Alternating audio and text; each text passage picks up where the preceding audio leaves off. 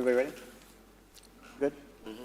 Good morning, everyone, and thank you for joining us this morning for our City of Palm Coast City Council Special Budget Workshop this morning. It's Tuesday, May the 28th. It's 9 a.m., and we are in the community wing of City Hall. I would ask you to please stand and join me for our Pledge of Allegiance, and following the pledge, you're welcome to remain standing for a moment of silence to reflect, meditate, pray, or pause for a moment.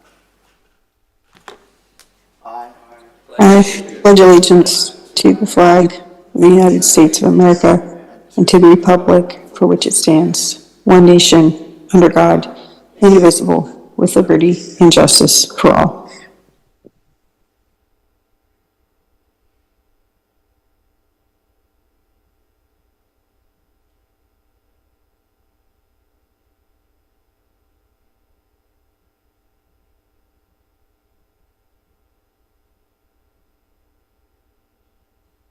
Thank you, everyone.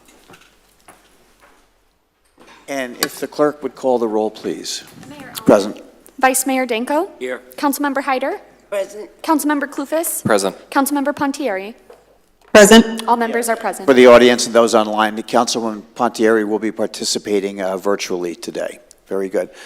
So with that, as we open all of our meetings, we'll begin with public participation today. In order for City Council to be able to respond to your questions or concerns, please fill out a comment card with your contact information. The comment cards can be found on the table near the agendas or available from the Communications and Marketing Director who's seated in the back of the room. Anyone wishing to speak may approach the podium, provide their name, and may speak for up to 3 minutes. Please direct all comments to the mayor. Be concise and to the point. Avoid delaying or interrupting the proceedings, and do not make any irrelevant, impertinent, or slanderous comments. Any person who becomes disorderly may be barred from making any additional comments and may be removed. So with that, I would invite any members of the public that would like to make public comment at this time to please come forward. The honor is yours. Good morning, Jeffrey Seib. Palm Coast and other Flagler City officials having a discussion regarding the rapidly disappearing overstory tree canopy is a good start to recognizing any and all opportunities to advance alternatives in our communities. Palm Coast seems to be in a tree-cutting frenzy where the city's original tree base is soon to be gone, and the tiny sprigs planted in homes and businesses will take anywhere from 20 to 50 years to regain that stature, if ever. The tree canopy could be seen as a symbol of where we have been and where we are going.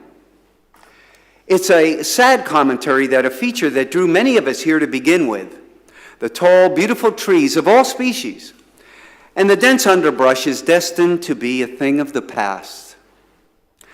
At times like this, an appraisal of the situation may be in order. First, the tree canopy and the thick wildlife-containing underbrush leaving. Then, the long-term water supply, a question mark. Road construction and drainage minimally addressed. Another concern is with the many new developments on a regional basis. One has to wonder, do we have the electrical power generating capacity to keep us all cool in the heat and out of the dark? We, the people that have been here and set down roots in our city, those that come here to speak to you, and those commenting in the media, what do we have to recognize as benefiting us in all this? Higher ad valorem taxes every year? So what is the greatest good for the greatest amount of people? The drainage and traffic problems, water supply problems, power in a warming environment, the appearance of the city becoming more city-like rather than a tree-filled small hometown. So which way is it going to be? Is it full steam ahead for the Titanic and iceberg-filled waters? Or, as in the Led Zeppelin classic, Stairway to Heaven, there's still time to change the road you're on. Change course. Devote the time, money, and energy into this community now. What's it going to be? Thank you. Thank you for your comment. Is there another speaker? Yes, sir.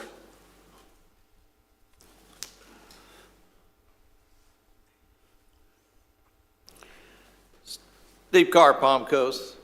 The Adventist Hospital puts on a program. It used to be called Creative Health, and it's called Creative Life now. And in this program, one of the things that you look at as far as protecting your health is your environment. And so we're all concerned about our own environment, but what happens when something else starts affecting your environment? What do you do? I've talked about the traffic fumes, dust, and noise.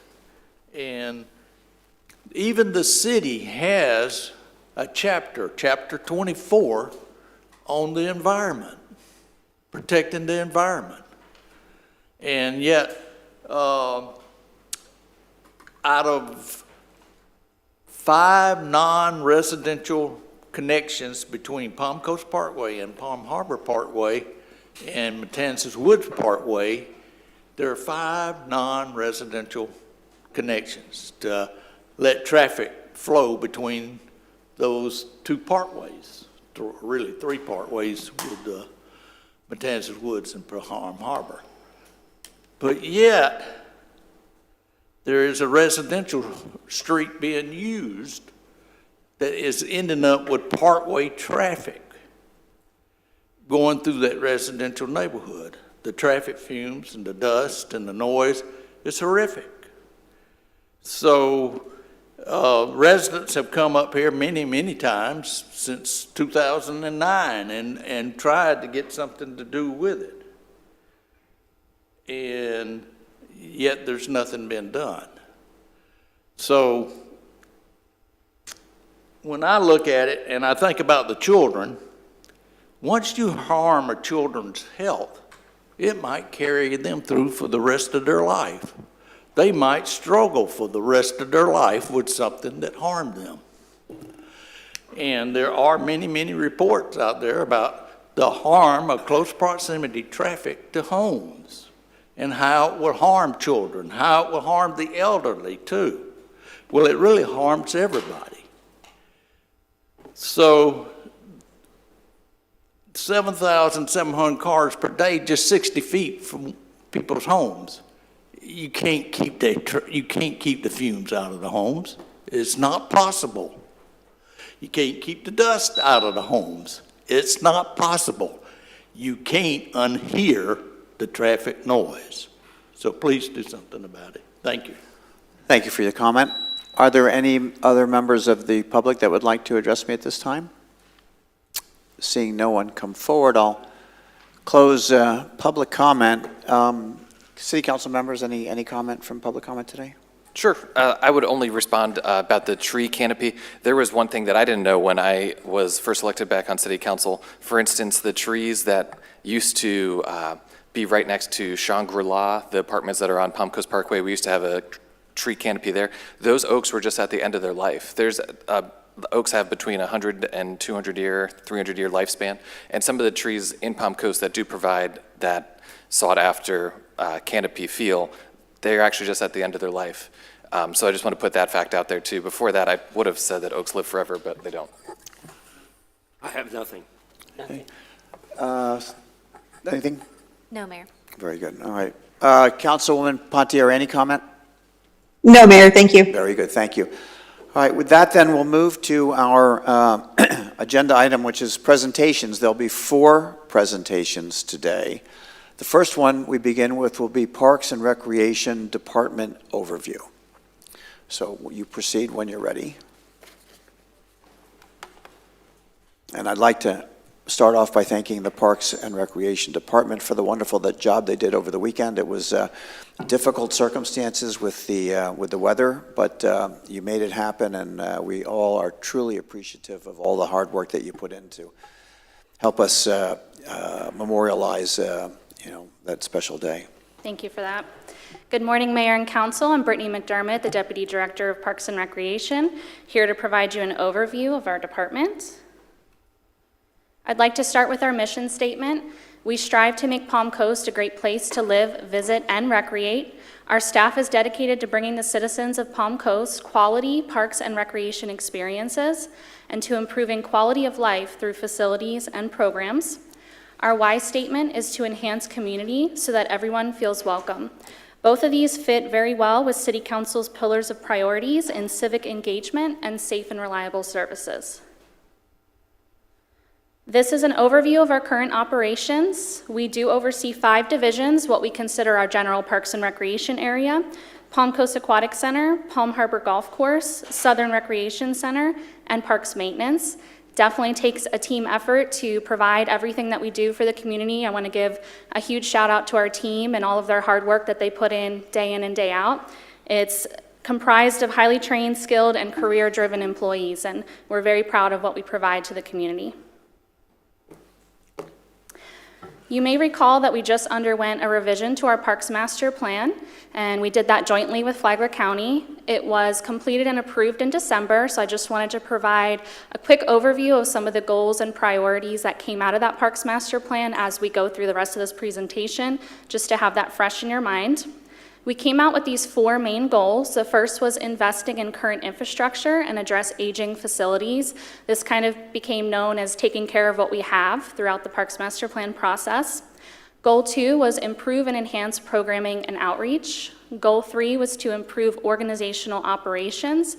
A large part of this was the Parks Maintenance level of service analysis that they provided us.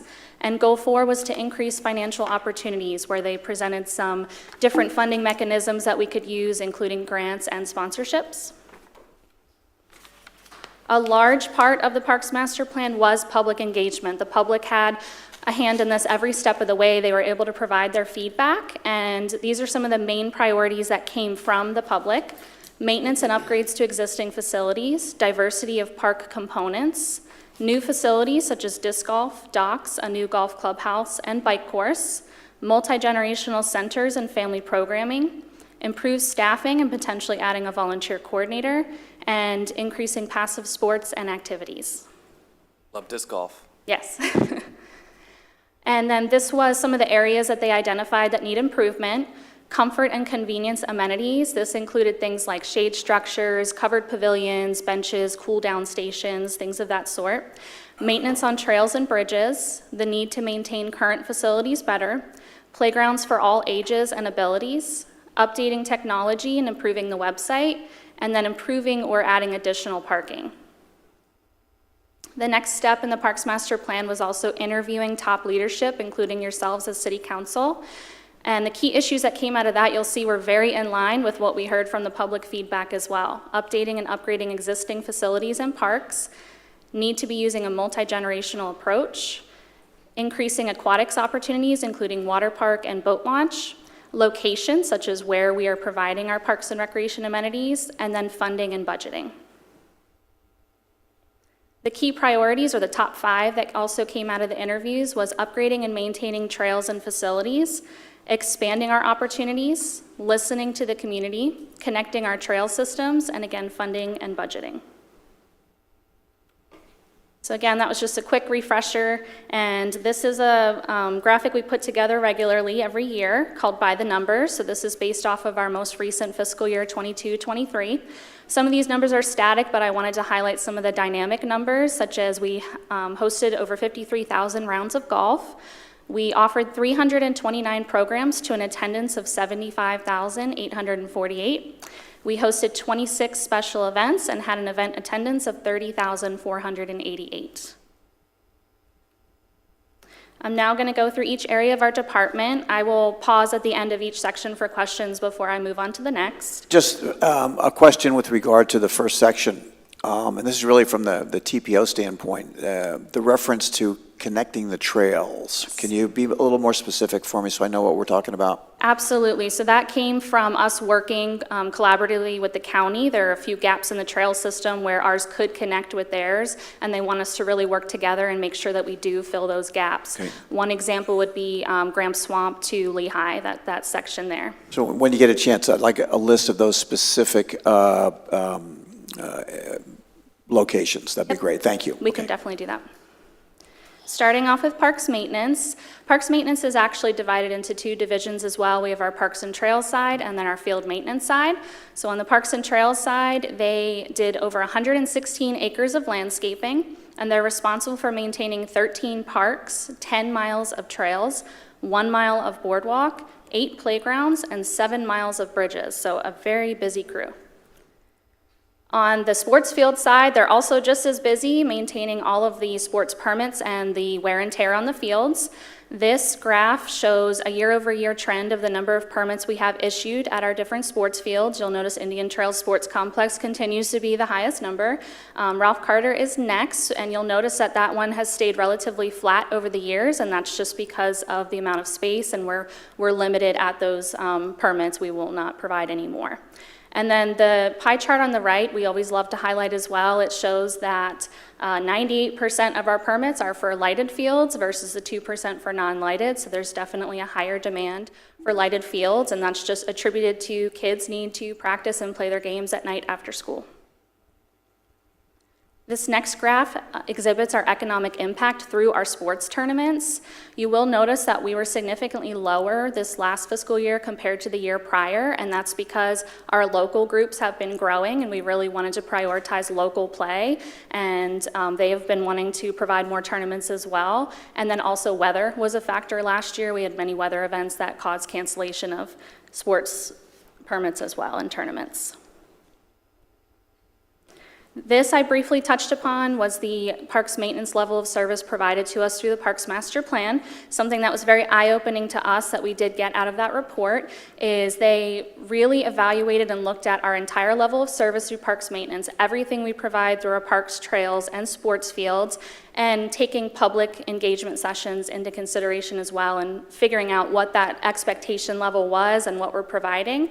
They saw that they recommend 30 FTEs. We are currently at 23, so there's definitely a bit of a deficit there. Again, I mentioned very busy crew. We're doing our best to stay on top of the demand and the wear and tear on our facilities. So it's very eye-opening to receive that information.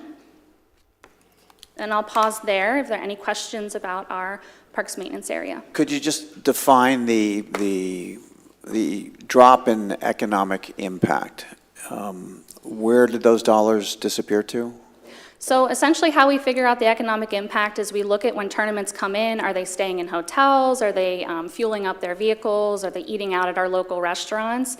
And so again, by prioritizing the local play, we had less tournaments coming in from outside of the area, which resulted in less. Do these of them. numbers sort of come from the TDC? Are they helping you calculate that? Yes, Okay. we work collaboratively with the TDC and we go back, share information with them. And that leads me to assume that the concentrating on the locals, meaning that they're all intramural type tournaments? In other words, they're not competing against folks from other places that come here to compete with them? Correct. It's mostly local here in Palm Coast. So we Okay. have our Mad Dogs flag football, we have Inter-United Soccer, those type of groups that are here locally. Okay, thank you. Is there a projection for where we'll be in fiscal year 24, 25?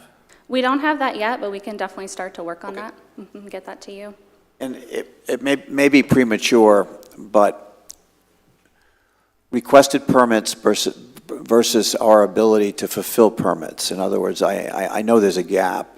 Do you have any way to describe that to us, how short we are on field space? Yeah, I don't know that I can quantify it, but what we do have is the Sports Alliance, and so they're the ones that we really prioritize to take permits. We are maxed out with our Sports Alliance. We really can't take any additional members because we simply wouldn't be able to process the permits and approve their field space. Councilwoman? Oh, yes, my question was, and I know Mr. McDonald mentioned this at our last council meeting regarding ADA, the Department of Parks and Recreation take into consideration more handicapped facilitation for those that are disabled and handicapped? Just wanted to Absolutely. make sure that you stay focused on that. Yes, absolutely. Great point that you bring up. That was also something that came out of our Parks Master Plan, particularly with the playgrounds, but just with parks access in general. So anytime that we're looking to renovate or revamp, we're taking accessibility into consideration. Linear Park is a great example. That playground, when that's due for renovation, we really want to make sure that that's more of your adaptive, limitless style playground to ensure that we are keeping that in consideration, as well as the additional parking opportunities. Thank you. Councilwoman Pontieri, any comment at this point? Yes, really quickly, thank you. Regarding the permits, I had two questions. One, is there anything that we can do in conjunction with county lighted field space to accommodate the out-of-town folks so that we're not losing out on this economic impact for our county? And two, what are we doing in the next maybe 2 fiscal years to make sure that we can capitalize on both out-of-town tournaments, permits, things of that nature, and still accommodate our in-town folks? Those are great questions. For the first one, we do work collaboratively with Flagler County. We just held our first, what we consider regional meeting to discuss sports fields and the permits. They're facing similar issues that we are. They have more demand than they do fields. So we're working through who can accommodate what to make sure that we are maximizing as much as possible. And then for the second question, looking in the future, I know that we've had some presentations about the sports complex going west. It's definitely something we have our eyes on in the future to make sure we are growing with the growing community and meeting that demand. And just continuing to communicate with Flagler County as best we can to make sure we are maximizing these opportunities. But it is definitely a balancing act between the two. Yeah, and I can appreciate that. I guess my concern with regards to the sports complex going west is that that's a future project that's going to take a lot of time, effort, money. So I hesitate relying on that. Is there anything that we can do outside of working with the county to improve our situation and how we're able to provide lighted field space to these organizations? Yeah, that's a very good point. Another thing we're doing is working closely with Flagler Schools. We are working through an MOU agreement with them at our Belterre Park facility where they would be able to utilize our fields at Belterre Park during school hours, and then they are going to give us access to their field space that's in between their track. There would need to be some work done to that field in order to make it playable conditions for our sports leagues and tournaments, but that's something we're working towards as well to identify any of these other opportunities that we can tap into. Okay, thank you so much. And then I'm sorry, I have one more. On the FTEs, you said that we should have roughly 30 based on our figures, but we have 23 now. Yes. And from what I understand, the biggest need is in our parks and trails, maintenance, cleaning things like graffiti, things like that. Do you all anticipate in this upcoming fiscal year requesting any additional FTEs to accommodate this need?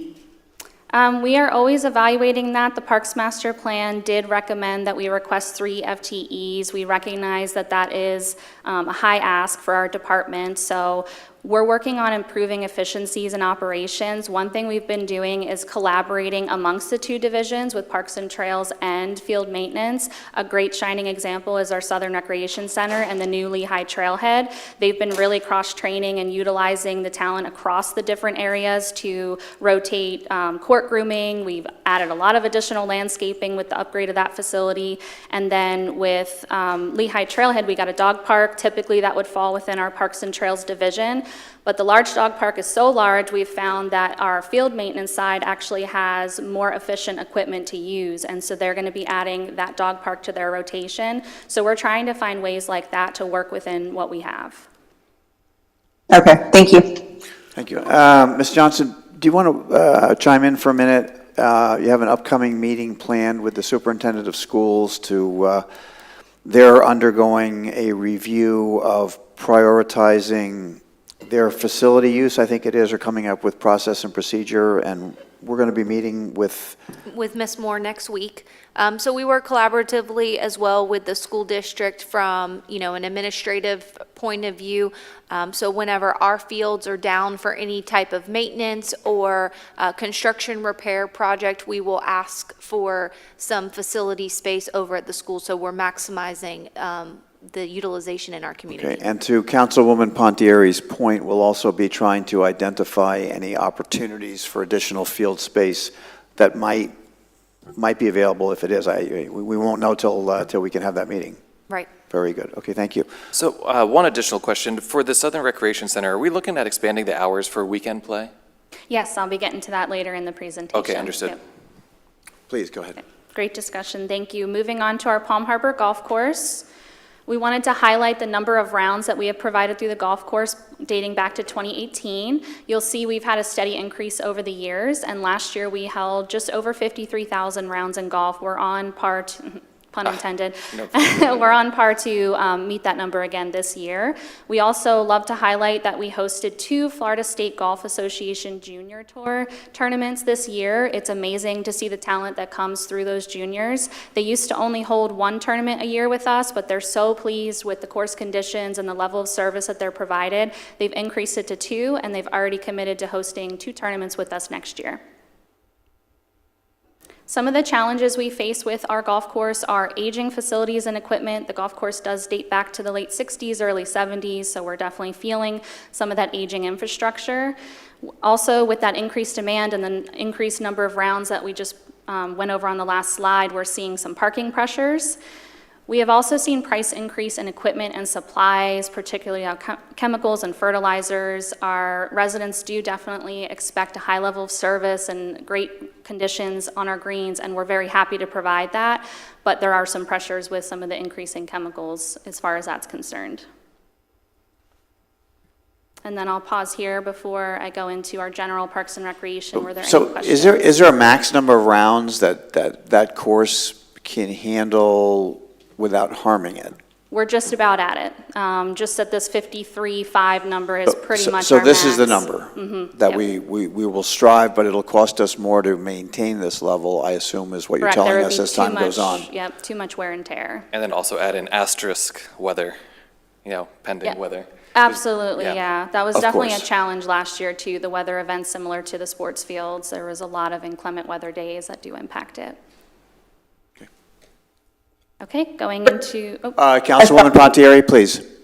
Thank you. I have a question. We just increased our rates, obviously, at the golf course.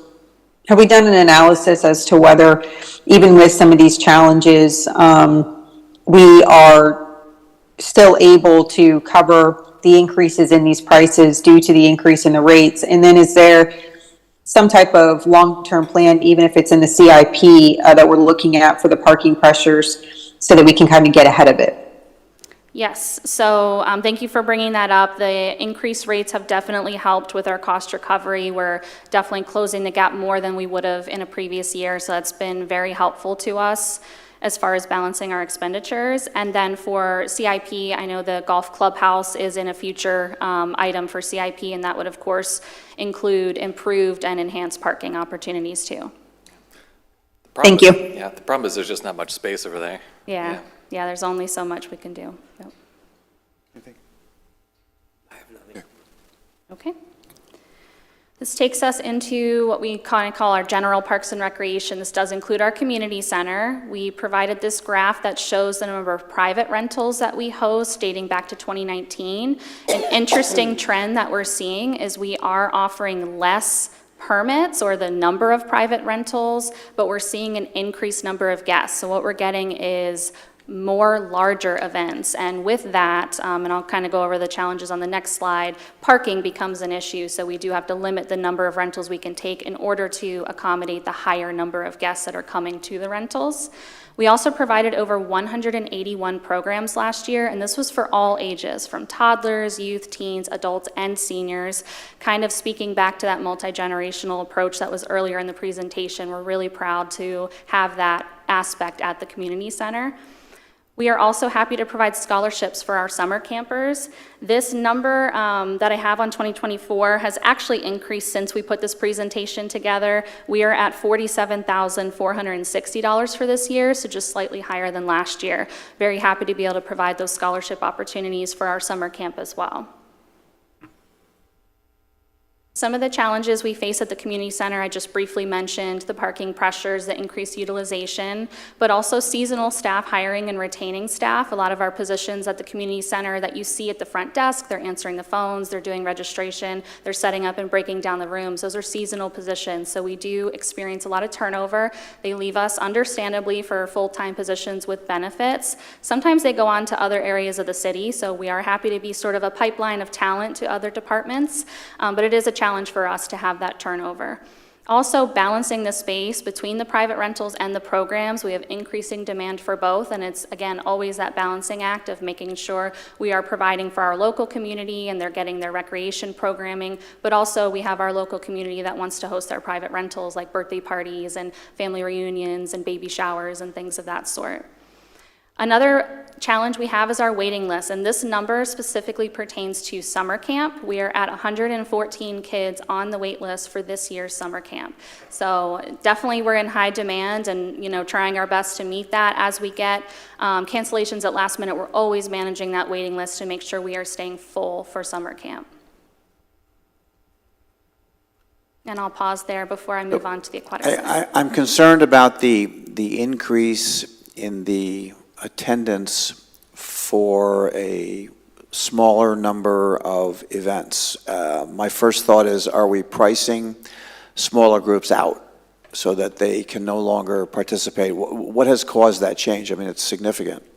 Yeah, that's a good point. It's something we can definitely dive into further. One thing I would say is just the space that we have to offer. We do have some very large rooms available at the community center, and there really aren't many other indoor spaces with that size capacity. So I think we naturally attract a lot of the larger groups because of that, especially when we're getting hotter over the summer, they want that indoor air-conditioned space. So I think that's a part of it, but we can definitely dive a little deeper into the numbers. Yeah, only because I guess not the personality, but the nature of the event to suddenly attract so many more attendees per event is for me, it's unusual why that would happen. It's sort of a cultural shift in the direction and the purpose of the community center to be available for as many residents as possible, not for Certainly. a few big ones. Yeah. It would be great to spread it to more if that's the reason. So maybe we'll talk Certainly. about that a little bit more. Yeah, I do want to mention, I don't believe we've increased the rates at the community center since 2019. Okay. So I don't know that it would be that particular factor. It could be sort of internal operations. Maybe we do a better balancing act of the rentals that we are receiving, the And I guess requests. the other question would be, since we are familiar, I assume, with some of those smaller groups in the past, to find out where are they going and what are they paying, so that we could compare that to what our rates are. Whether our rates need an adjustment or not, I don't know. We'd have to kind of do a little bit of homework on that, but Yep. something to talk about. That's a great suggestion. Anyone else with a question on this section? I have a question, Mayor. Do we have any programs with the high school students to help out with any of these summer camps? So whether or not they can earn volunteer hours, or, if they just, even if they're not earning technical volunteer hours, if they want to just help out. I know a lot of high school students like to engage with younger kids in the community and, teach them things and get involved in kind of their development. So do we have that type of program with our high school students right now in order to maybe help with this need that we have for so many kids on the waiting list, and it being a personnel issue, not being able to accommodate them?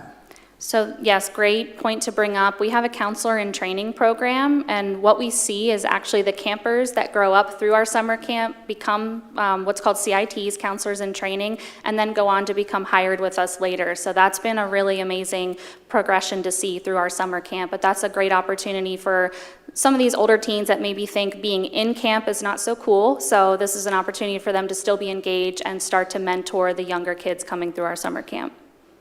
Yeah, I know that we have some meetings with, it could be staff, various meetings with Ms. Moore and our schools. I think that that's something we should definitely explore, and maybe not even limit it to summer camp, but to other programs as well, Because like I said, I mean, whether or not it's technical volunteer hours that they could be earning or just getting them engaged, just for the purpose of being engaged in the community, I think that we should really explore that opportunity and see if we can get some more of our high school students really involved in the development of it's community building as well. So if we can explore that, I'd really like to see if that's something that could produce some positive momentum and really provide us some, I hate to say extra personnel, but for events like this, for the camps, I think it would be great, because then you even have more people who are hands-on with some of our younger kids, teaching them and really mentoring them through the camps. Agree completely. We're happy to have those conversations about expanding those opportunities. And like I mentioned before, it does end up becoming a pipeline of talent for us, so it helps us out as far as recruitment for staff later on. So definitely agree with you on that. That was the only question I had. Thank you. Good. Okay, so moving on to our Palm Coast Aquatic Center. We really want to highlight these amazing statistics that we've put together. We looked back since 2018, and we have provided 9,136 swim lessons to 1,776 residents. This is done on average with just 3 swim instructors each year. So definitely want to highlight and call that number out. We've provided 145 life-saving certifications. This includes our lifeguard instructor, basic swim instructor, and CPR AED certifications. We had 3,894 in our water fitness participation, which was aqua Zumba, water aerobics, and fitness on the water. We had 4,014 swim team participation. This is both the Masters Swim as well as our local school competitive swim teams and our own competitive swim development program. And we do maintain 246 gallons of water. This is a daily task. We do test the chemicals every hour and do some other maintenance as well, including backwashing and sand filters and things of that sort. We also hosted 37 programs in 2023, and we are a Florida Healthcare Plan facility, meaning if you have Florida Healthcare Plan insurance, you can come to the facility for free through your insurance. Some of the challenges we face, similar to the golf course, are aging facilities requiring more maintenance. The pool's been around for a while, and we are seeing some of the wear and tear of that, and then limited space to continue growth of aquatics programming. The pool is only so big, so we can only provide so much. And then similar to our community center, hiring and retaining staff, there are a lot of seasonal positions, and it can be a challenge. Lifeguards do go through some pretty grueling training and certification process. We are trained through the American Red Cross, and it takes about 29 hours to be certified to become a lifeguard. Nationwide, there is a lifeguard shortage, so we're not alone in that. Some of the things we've done to mitigate that are actually investing in the staff coming in and paying for their certification up front. We are seeing that we're retaining staff longer because of doing that, so it's been really helpful to the facility. And then I also wanted to mention that we have turned away 183 residents for swim lessons. That's been a challenge as well. Again, we're doing this mostly with 3 trained swim instructors each year, so it's just a demand versus the staff we have available. It's been a challenge. And I'll pause here before I continue on to the Southern Recreation Center. Just a special thanks to your staff for Swim Safety Day. They got a nice turnout at the pool last weekend, and all the staff was engaging and working directly with the residents, adults and children, and it was wonderful to see. They really do a great job, and you could tell their heart was really in it. It was very hot, but they had bounds of energy to make sure that everybody was safe and learned how to be safe in the pool. So please pass along our thanks and gratitude for all of their efforts. Absolutely. Thank you for mentioning that. We definitely have very professional and highly trained and passionate employees there. I'll definitely make sure to pass that along. We appreciate that. Any other questions from City Council on this segment? I just wanted to make a comment. I think it's really important to point out here that this aquatic center is a Florida healthcare facility. There's so many benefits that come with that. And I think the aquatic center, although it's aging and we are going to be looking, I think, to put a fair amount of financial resources into it to make sure it's upkept and we're able to put the right chemicals in and continue to maintain it. I think that should be a part of our future CIP because this is such an important facility, and we don't know if we're going to be able to provide aquatics elsewhere. So, really hope that you all are keeping that on the CIP radar, and just really want to emphasize the importance of this specific center and make sure that we prioritize it in our Parks and Recs plan. Thank you for that. And just kind of going off of the Florida Healthcare Plan opportunity, we do also offer swim lesson scholarships. We've allocated $990 to swim lesson scholarships this year. So we average about $1,000 each year, similar to how we do for summer camp. Thank you for that. Okay, that brings us to our Southern Recreation Center. This is our newest facility that just opened in February of this year. Our hours of operation currently are Monday through Friday, 8 a.m. to 9 p.m., and Saturday and Sunday, 8 a.m. to 2 p.m. These numbers have also changed since we put this presentation together, so I want to make sure I give you the most up-to-date numbers. Our tennis pass holders are actually at 784. Our pickleball pass holders are up to 608, and our combination passes are up to 44. And we are seeing some junior memberships as well, which has been really fun to see the kids getting out and playing both tennis and pickleball. We are focusing on community programs, so we're continuing with our current tennis programs, and we've added Welcome to Pickleball. We've already seen 287 people through that program, and again, we've only been open since February, so that's been amazing to see. It's a great introductory course. It's similar to how we are running beginners pickleball, so you're able to come in, get familiar with the sport, get some instruction, and figure out if you like the facility, and then after you complete those 10 plays with the instruction, you're able to make up your mind if you'd like to buy a pass. We're also adding pickleball ladder leagues next month, and we're focusing in the future on adaptive programs, both wheelchair tennis and wheelchair pickleball. We are continuing our tennis ladder leagues, round robins, and leagues. We've added both Zumba and are getting ready to introduce Tai Chi for this summer at the Southern Rec Center. We've also done some programming out at our new Lehigh Trailhead facility with our run and bike clubs. We've also added a table tennis league, which is run by a volunteer, and we offer drop-in play for that program as well, and then just the general open and drop-in play for both tennis and pickleball. This is answering your question from earlier, Councilman Clufus. We are anticipating some increase in expenditures, one of which is adding more seasonal staff hours so that we can extend our facility operation hours. We are definitely getting feedback that working adults would like more night programming and that people would like the hours extended on the weekend, especially because right now we do close at 2 p.m. We're also looking at, with these large number of pass holders that I just went over earlier, an increase in pickleball supplies, including a ball machine and program and tournament supplies, as well as the addition of inclusion programs that I just mentioned, and of course an anticipated increase in water and electricity compared to the previous facility. But we are taking some measures to minimize this increase in expenditures. We actually just received a USTA equipment grant for tennis at just over $1,500. And we are exploring a U.S. Pickleball Association Community Impact Grant similar to the tennis one that will help us pay for some of the supplies. Any little bit goes a long way for us. And we have also looked into LEED certification. We are actively working towards that for the facility. We're making great progress. I'm excited to share some of that progress at a later time as we get more information on that, but that has definitely helped with the efficiency of the building and to have some cost-saving measures built in.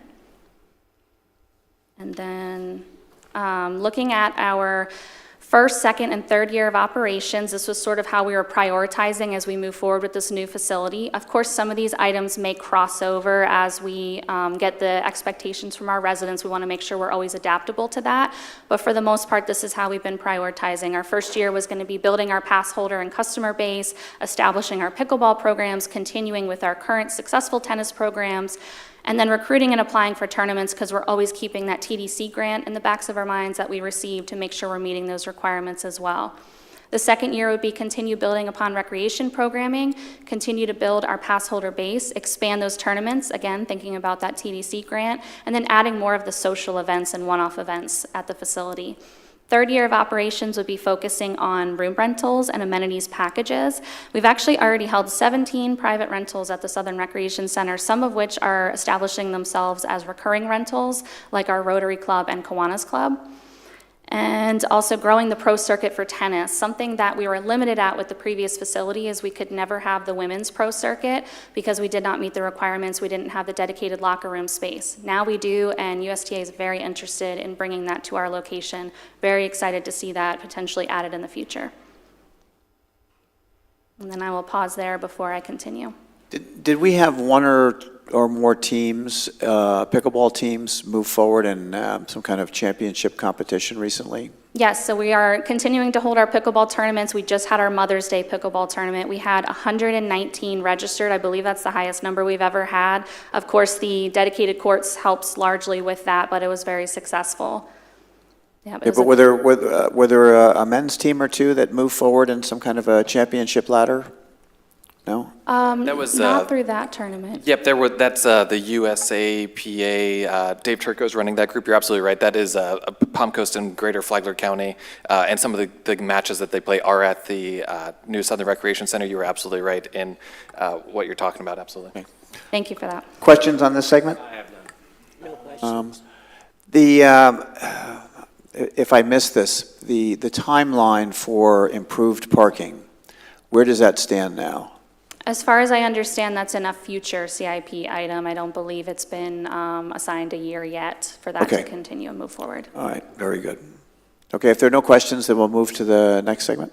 Okay, and this is just closing out the presentation with sort of our overarching Parks and Recreation priorities, which are safety and quality for our recreation facilities and parks and trails amenities, our growth of current and future programming, and staff development and training. Some of the things that we've already implemented is an evaluation process for our programming. It's more thorough and comprehensive than what we had before and helps us to focus on quality over quantity to make sure that we are retaining residents, that we are meeting their level of satisfaction, and that we're providing really high-quality programs. And this allows us to create some room for new programs to be added on as we do get requests from residents, such as, you know, to Councilwoman Pontieri's point, improved teen opportunities, arts and culture opportunities, more trips for seniors, things like that, that we are getting requests for. So it gives us that room to do that.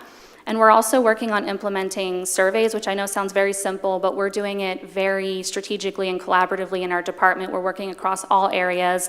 We want to avoid survey fatigue. We don't want to survey every single person after every single facility visit and program. So we're working on creating a baseline of data that we can look at year over year and roll those out strategically so that we can make sure we're always meeting that level of customer satisfaction. And it's just always our goal to provide the highest quality experiences and to support our growing community. We're so proud to be able to do that as Parks and Recreation.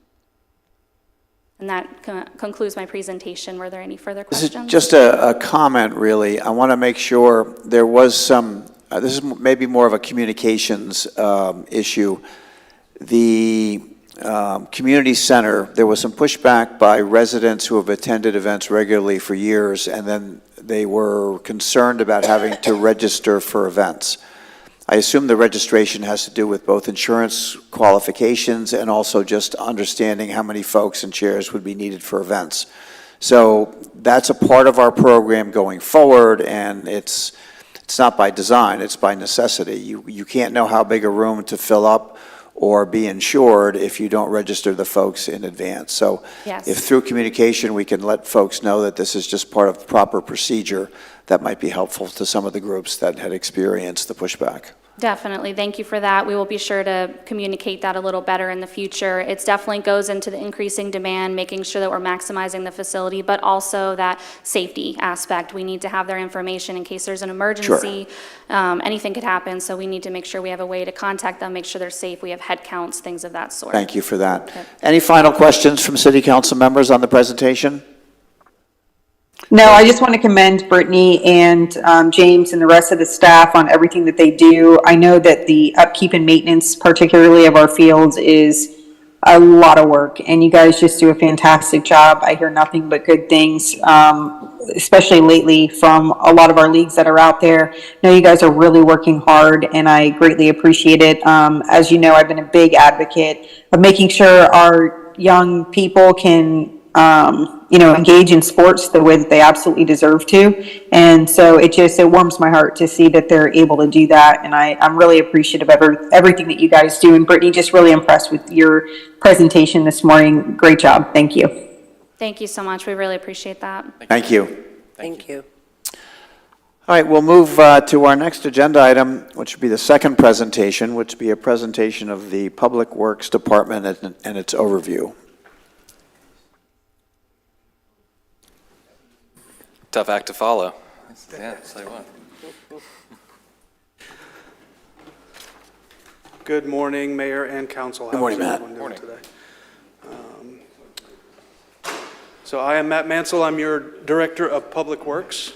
And this morning I'll be giving you the 2024 update for your Public Works Department. So our Public Works Department is comprised of three main divisions. I know you're familiar with most of these. Our Streets Division is the largest, which has several subdivisions. We'll get into kind of an overview of each of those functions this morning and talk about some of the scope of their responsibilities.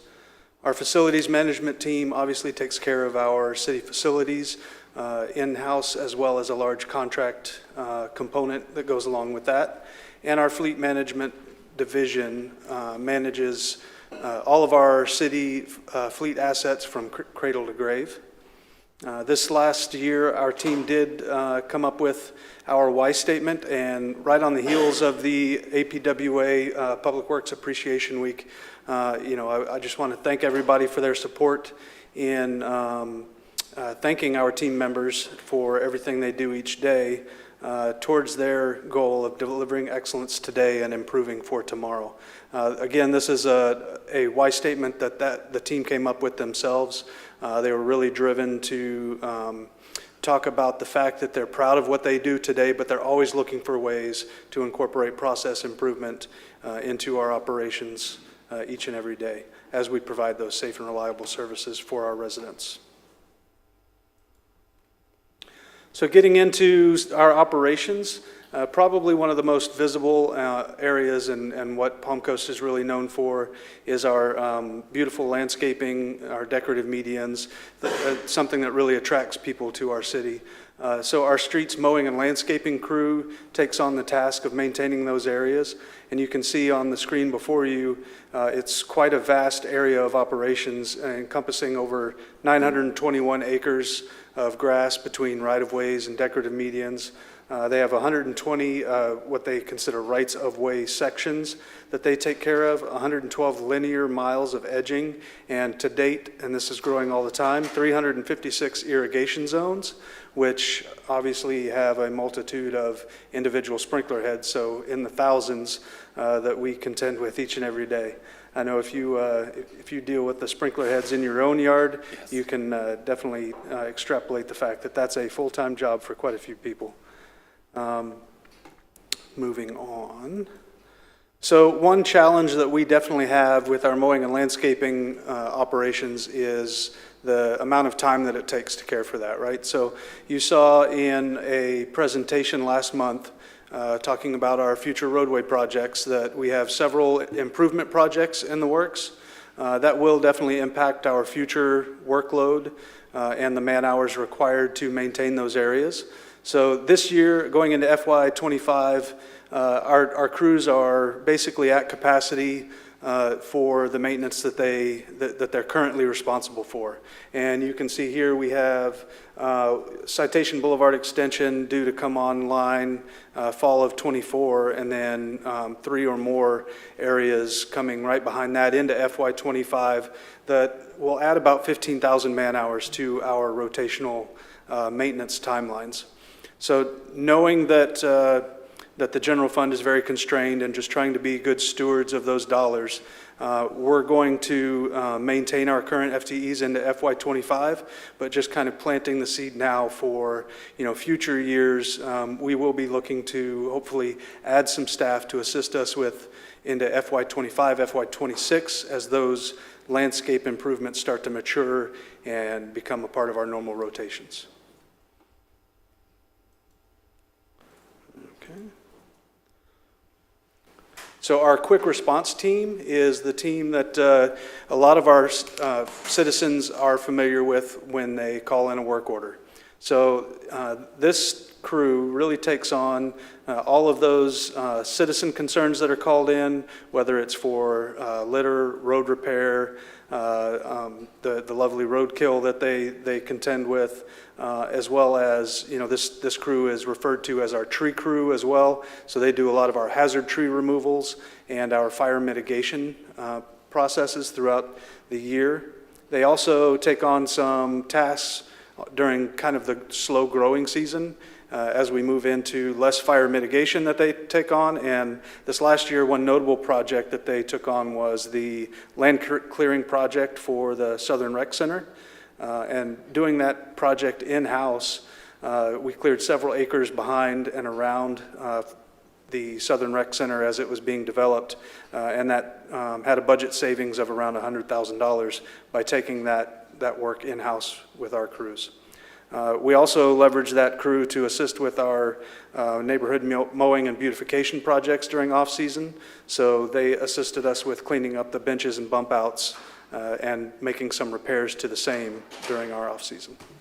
So just definitely trying to leverage the manpower that we have and cross-flow those into all areas that we have requirements for.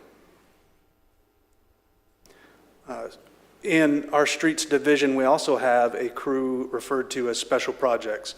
Now, special projects is kind of split into two main functions. The first of which you see here is our road crew. Now, this crew definitely takes on the road repairs, potholes, edge of road, those kind of things that come up, as well as all of our sidewalk repairs. They've taken on some of the bridge repairs as well, and the scope of this has definitely been increasing over the past few years. As the next slide will show you, the road material expenses, while they're not excessive, they are growing. What is expensive is the increase in man hours that it takes to make those repairs, as well as the logistics of making those repairs. So you can see this last fiscal year, we're up to 424 total potholes reported. That green graph kind of in the center of your screen shows over the last 3 fiscal years. You can tell as it gets to the right, which is current status, and I know it's a bit of an eye chart, I apologize, that graph becomes more dense and it definitely grows in number. So number and frequency is definitely increasing.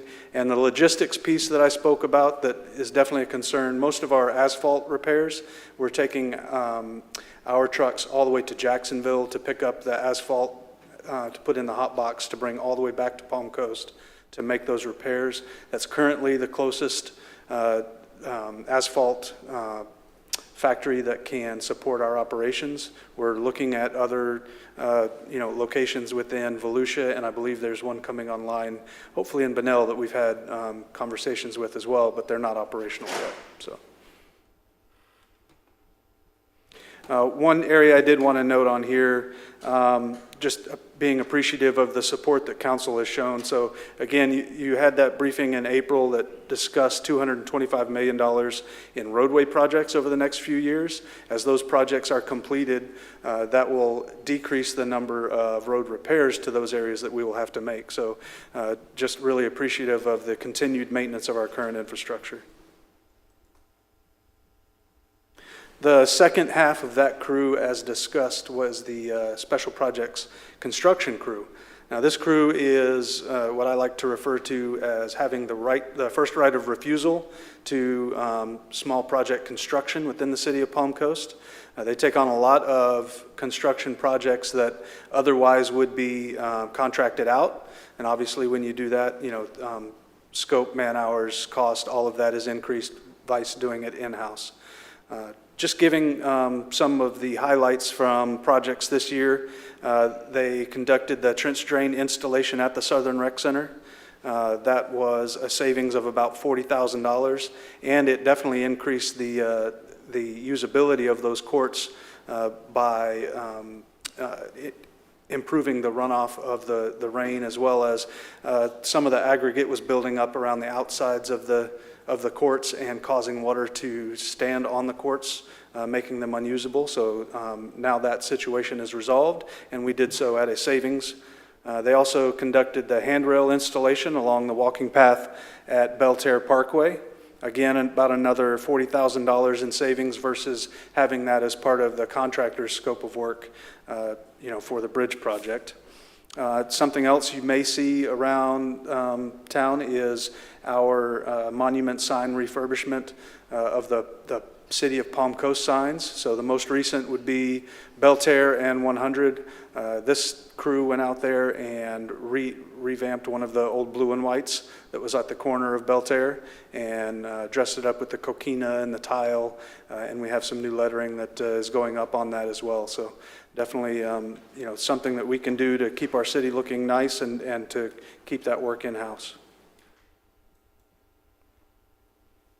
Our sign and signal shop is responsible for not only City of Palm Coast signs and signals, but we also have a maintenance agreement in place with FDOT for a lot of the sign and signals within the local area. As you can see on the bottom of your screen, 66 traffic signal locations, 24 flashing pedestrian crossings, 19 school zone flashing beacons.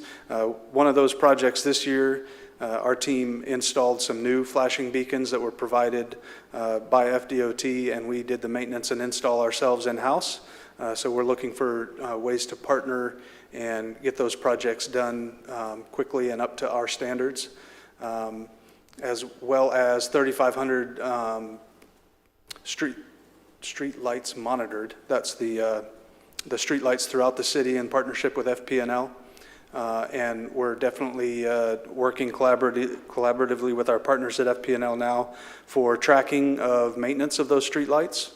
One area that I do want to address in regards to street lights is the increasing cost of the power that drives those each year. So I know that several years ago, I think before my time, there was an understanding of budgeting in our operations for up to about, I think, $1 million a year for power. We're definitely coming up to that threshold at this point. So as we move to future years, we're going to have to look at what that budget is, how many more streetlights we have coming online, and what the impact would be to the budget. And then they are responsible as well for over 11,000 street and directional signs. That sounds like a big number, but it's even more substantial when you consider the fact that this team is expected to make those repairs within 24 hours of notification. It's a small team, and they've been able to maintain that standard. So obviously, if a street stop sign goes down somewhere, you don't want that to sit for very long before we make those repairs, or we'd have a public safety concern. And the team takes that very, very seriously. Our most recent addition to Public Works was the addition of a collection and sanitation into our streets division as part of, I believe, your FY22 priorities. Council put a focus on high-value service contracts to provide adequate oversight of the same.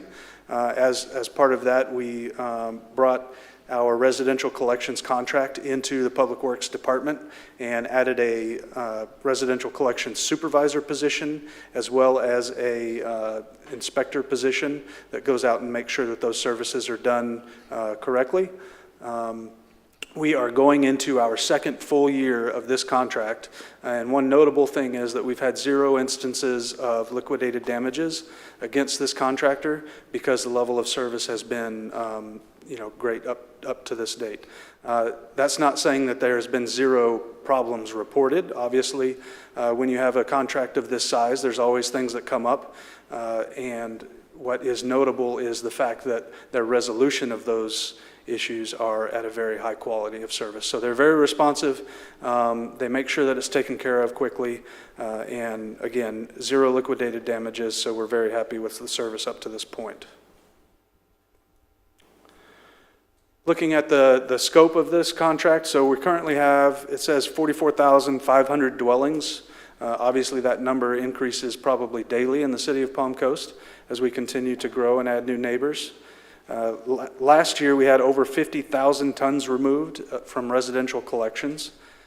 We had 5,732 cases reported, so that's whenever someone calls in and says, hey, I have a problem, right? 100% of those cases are run through our Palm Coast customer service center.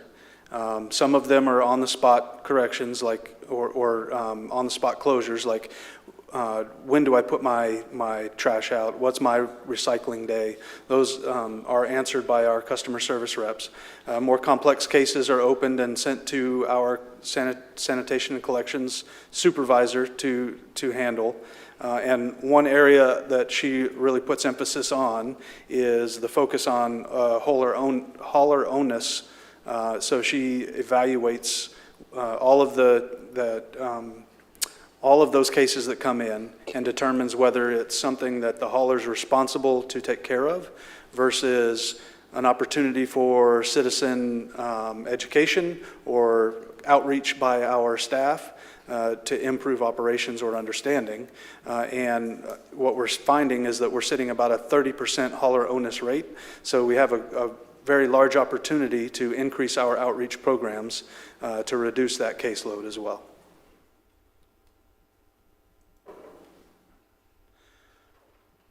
We heard from council in previous years that litter was obviously a concern and that we wanted to not just address litter, but to have a litter campaign program rolled out. So this last year we did that. It is under the moniker of It's a Litter All effort.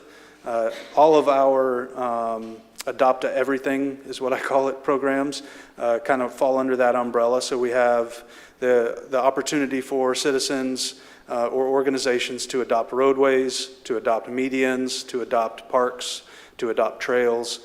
So all of that has been consolidated to have a similar feel and process under our City of Palm Coast website, under the single point of contact, and then the process on how to adopt those programs is all consistent and clear, and our outreach is the same.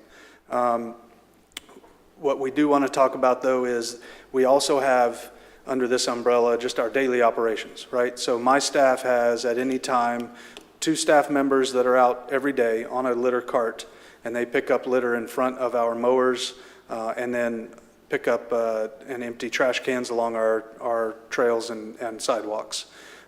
We also have a litter bucket and a picker on every single piece of equipment that is out throughout our city each day, and that adds up, right? So we have about 103,000 plus, pounds of litter that was removed this last year. That's about 150 per week per mower, or 1 to 2 trash bags every mower, quite often. So we are filling 2 30-yard dumpsters on average every week, just from my staff. Not the outreach programs and not from those litter concerns that might get reported outside of that.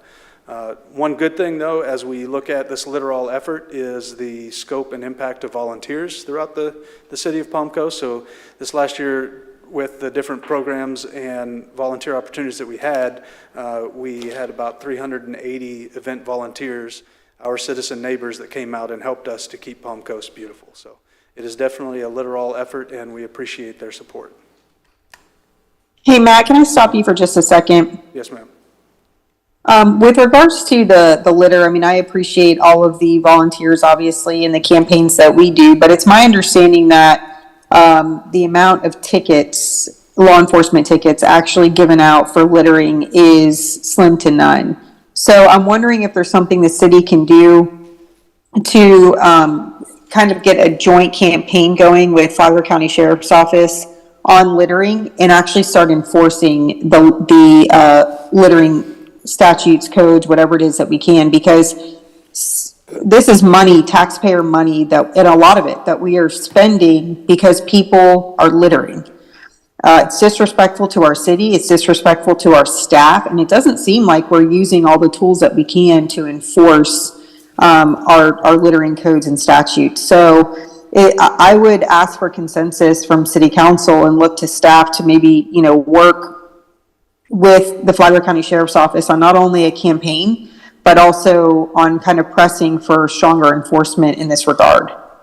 I just want to chime in on that because I agree with Councilwoman Pontieri, and I brought this up about 2 years ago, before you were our acting city manager, Lauren, that we needed some sort of joint enforcement and public education approach to this.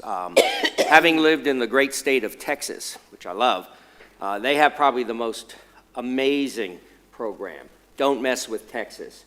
And then the fines are up to $1,000 for throwing something outside your car window and littering their streets. And that's something we need.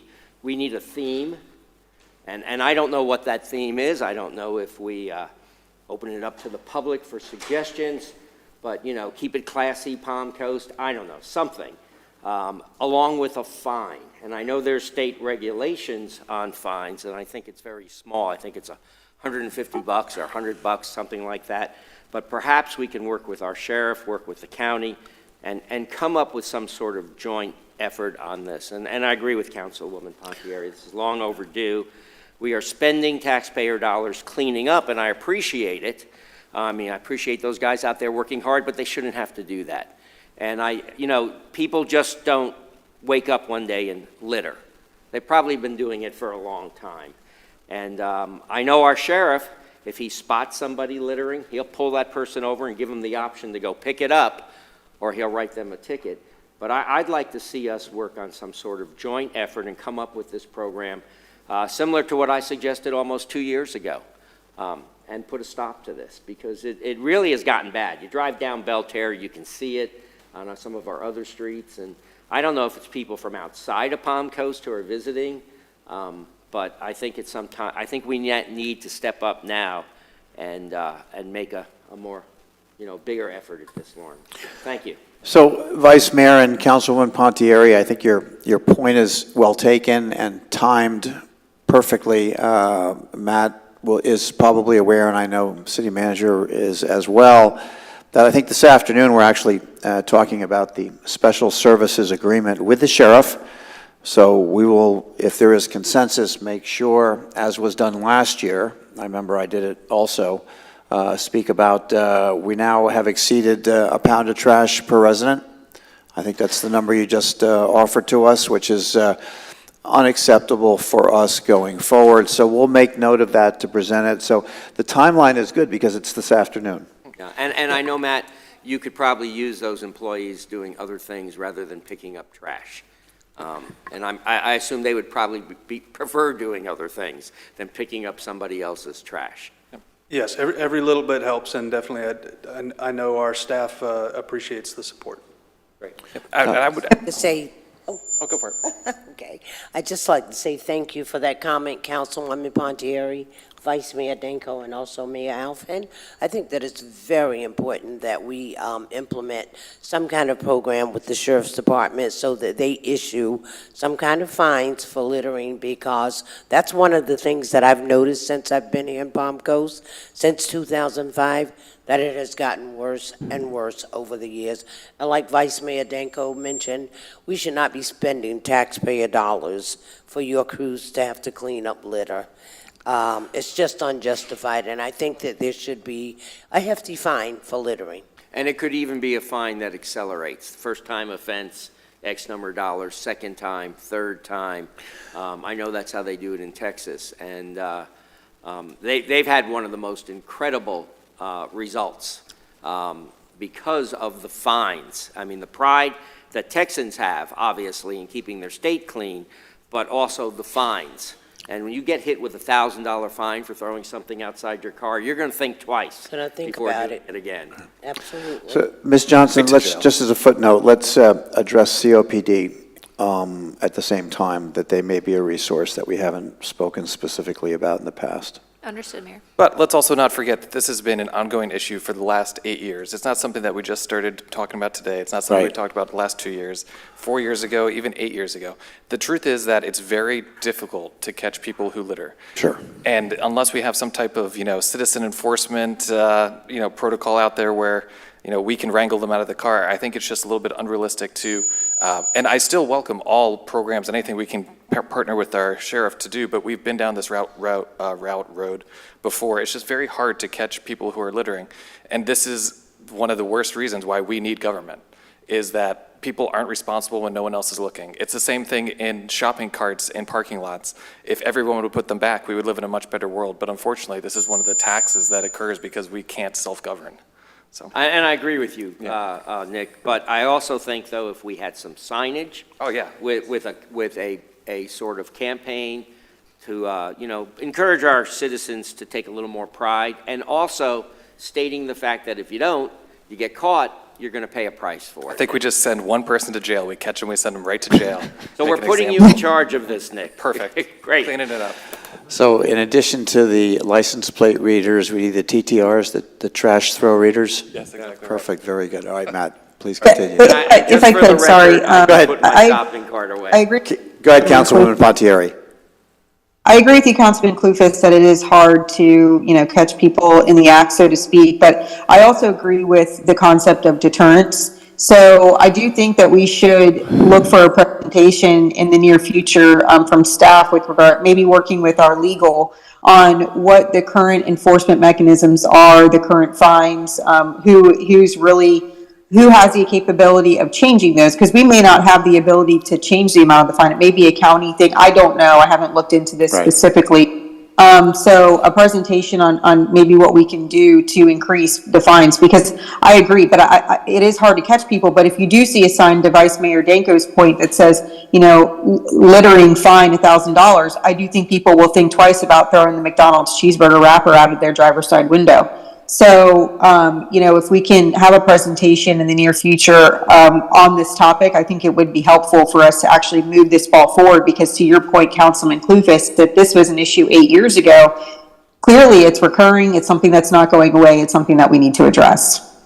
But that also speaks to the nature of how it's a very, very difficult thing to address. The $1,000 warning sign will absolutely get people's attention, but I fear that the people who are resilient enough to say, hey, you know what, it's $1,000 fine, I'm not going to throw something out the window, are the same people who weren't going to throw something out the window to begin with. So we've worked with our sheriff in the past, and I am very eager to work with them in any regard or capacity that we can.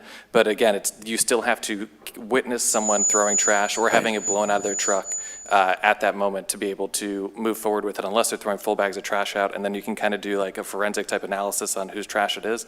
But the single pieces of trash that are being picked up by the mowing crews are just very difficult to track down and actually catch in the act of the littering occurring. Yeah, no, I definitely hear you. I just think that doing something is better than doing nothing. So, I definitely don't disagree with the fact that it's hard to catch people, but I can't sit back and say, oh, well, because it's hard to catch people, we're just not going to do anything. Especially, I didn't even notice this figure Mayor Alphen brought up, a pound of trash per resident. That's crazy. So yeah, I just think that, while we're looking at this, and we're especially looking at how much Public Works does, they do not need to be spending 2 full-time employees just picking up litter. There's so many more things that they do that's so important, and we need them to continue to do those things, rather than dealing with disrespectful people littering our streets. So I just think this is a good opportunity to maybe see what can be done, and even if it's I don't think it'll be an act of futility, but I do think that we need to look at what's currently in place and what we can maybe do to improve it. I look forward to it. Very good. So we'll address it this afternoon, the city manager and I, with the public safety discussion presentation. Very good. Please Thank you. continue. Of course, so continuing with the trash talk, we had a SAP priority this last year to analyze commercial solid waste hauling. So a few months ago, we did come to you with a presentation and kind of laid out the current processes and the current revenues received from our non-exclusive franchise agreement process. There is definitely some areas for process improvement that could be explored in here. And we did have some funds that were budgeted this fiscal year to hire a consultant. If we still wanted to look at that and ask someone to come in and help us drive some process improvement at the process or at the current fiscal year, that is kind of where Public Works is awaiting some direction from council on this priority.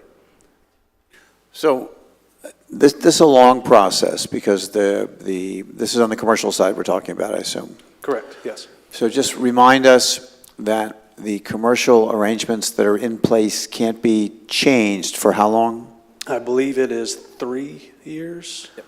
So the direction you're asking? 3 or 5 years, Yes. I'm sorry, yeah. You're asking for direction to begin the study of that in anticipation of, So what staff has recommended is, instead of going from a non-exclusive to an exclusive commercial hauling, is to look at our current non-exclusive franchise agreement process and how we can improve registration, improve collections, and improve staff processes to maintain that. I think that's more achievable in the short term. Okay. It does not take the 3 to 5 year waiting period to go from a non-exclusive to an exclusive, and we could leverage some of the funds we have now to have an expert kind of analyze what we do versus best practices and give us a business plan to do so. just remind us the difference between exclusive and non-exclusive arrangements currently? So non-exclusive would mean anyone that has a commercial hauling business could come in, register with the city of Palm Coast as a franchisee. They would then be allowed to haul commercial waste from businesses within the city of Palm Coast, and they would be required to pay the franchise fee. You know, I don't remember the amount. I think it's, you know, a certain percentage of their profits each year paid back to the city of Palm Coast as that franchise fee. If it was an exclusive agreement, they would no longer be allowed to do that. We would go out and contract out with a single hauler, and that hauler, much like our residential collections, would be our exclusive hauler for the city of Palm Coast. So are you needing a study to tell us which would be more beneficial in terms of monies collected, or you're looking at doing the non-exclusive because it could be implemented sooner? So when we presented the priority to you a few months ago, I think the consensus from council was that going to an exclusive was a road too far at this time. Okay. We did not get direction on moving forward with the improvements in non-exclusive, but it's our opinion that there are improvements that could be made, and if you would like to give us direction to do so, we currently have some funds to do that. So, city council members, the direction has been requested from the department. How do you all feel? Vice Mayor? Go ahead. Teresa. Councilor? No, so, I apologize. I mean, this was kind of one of the priorities that I had mentioned last year, so I wanted to chime in because I've met with Mr. Mansell and also Alyssa out of that department, and it's my understanding that we are missing out on quite a bit of money, the franchise fees collected in these non-exclusive agreements, just because we don't have the staff or the processes in place to make sure that we are monitoring these sufficiently. And essentially, not only monitoring them once they get the licenses or permits that they need, but the fact that there's haulers coming in without being registered at all, and they're basically engaging in these services without going through the city in the proper channels. So it's my understanding that we are missing out on quite a bit of money, and that there's a pretty good upside potential ROI on doing this analysis so that we can improve our processes and/or hire somebody to regulate just these commercial franchise fees. And I think that moving forward, especially as we expand west and we look to add a lot more commercial, this is going to be that much more vital. So getting those processes and maybe that FTE in place now, and to start getting ahead of that prior to us further diversifying our tax base and increasing the commercial is really important. Thank you for that. Matt, is it premature to ask, do you have a magnitude for the monies that we're missing? And also, out of the $400,000 of franchise fees collected, across how many users was that? Not users, haulers, I should say. I apologize. I don't have all of those stats in front of me. I do know that it was in our previous briefing, and I could resend that out to council so that we could revisit this at a future workshop if you'd like. But the magnitude of the unrealized revenues certainly exceeds the cost of any administration. I assume you're telling us that. Our goal and our initial analysis, and obviously I just started looking into this year, it spans several departments: business tax, code, finance, and now Public Works looking into it as well. We believe there could be cost recovery for an employee to do so. And doing this study and actually moving forward with this, which I agree is the proper way forward, I think I'm in favor of it. I just want to know one thing. Does this prohibit us from continuing to consider exclusive arrangements in the future? It would Even not, though they're far out? it would not prohibit us from doing so. It would just give us a plan to better manage our current process, and then that additional staff could also analyze future legislation that's coming Okay. online, because this is an area that's ever-changing, best practices in the industry, all of those things. So. Assuming the numbers work out, for me, certainly it seems to be a bit of a no-brainer in terms of moving forward with what we've previously discussed and thought about. Vice Mayor? Agreed? Nothing else to Okay, add, yeah, yeah. clear with it. No comment.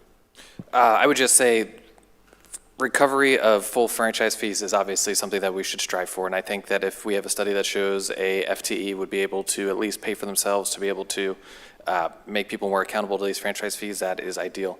I think the one other side to this story is if we look to move to an exclusive hauler, the number of private businesses that we're going to exclude would be N-1, for whoever we decide to actually make the exclusive provider for the commercial hauling here. So I think if we look at it holistically and we realize how it'll impact the rest of the private industry here, I think that would be a further down the road component to this. But I'm absolutely interested in funding an FTE as long as we think that they're going to be able to, redeem the amount of franchise fees collected versus their salary. And in addition to that, if I could add, and that person would also be able to help us look out 3 years where we could then have a comparison whether we want to go, more on the exclusive side. Good.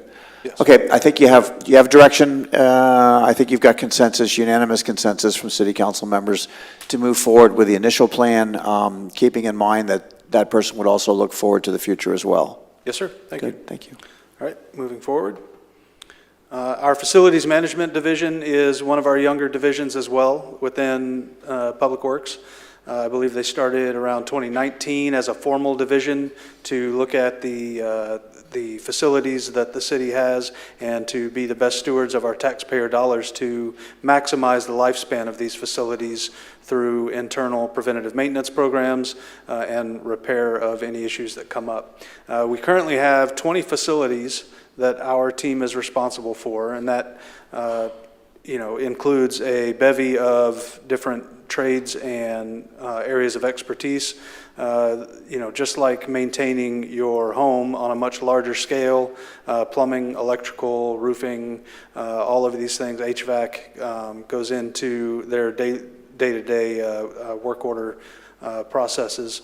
The most recent facility to come online has been our Southern Rec Center. Obviously, that's in a warranty period right now, but we're doing trend analysis over the next couple of years so that when that facility comes out of warranty and passes on to our staff for full-time maintenance, that we understand the needs of that facility at the time. So. One area of concern that we continue to keep an eye on is taking into account the IFMA, International Facility Management Association, recommendations for the size of a staff to maintain facilities. They recommend about 28,000 square feet to one employee for the type of facilities that we have. That would drive an FTE requirement currently of about 7.5 employees. Whereas we're currently staffed at 5 or 42,000 square feet to one employee.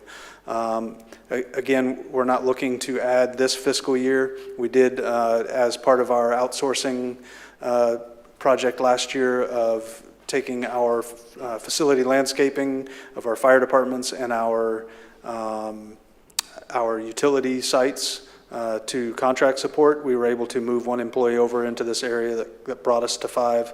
That has definitely helped. We are looking at future outlook though, FY 26-27, adding 2 more fire stations.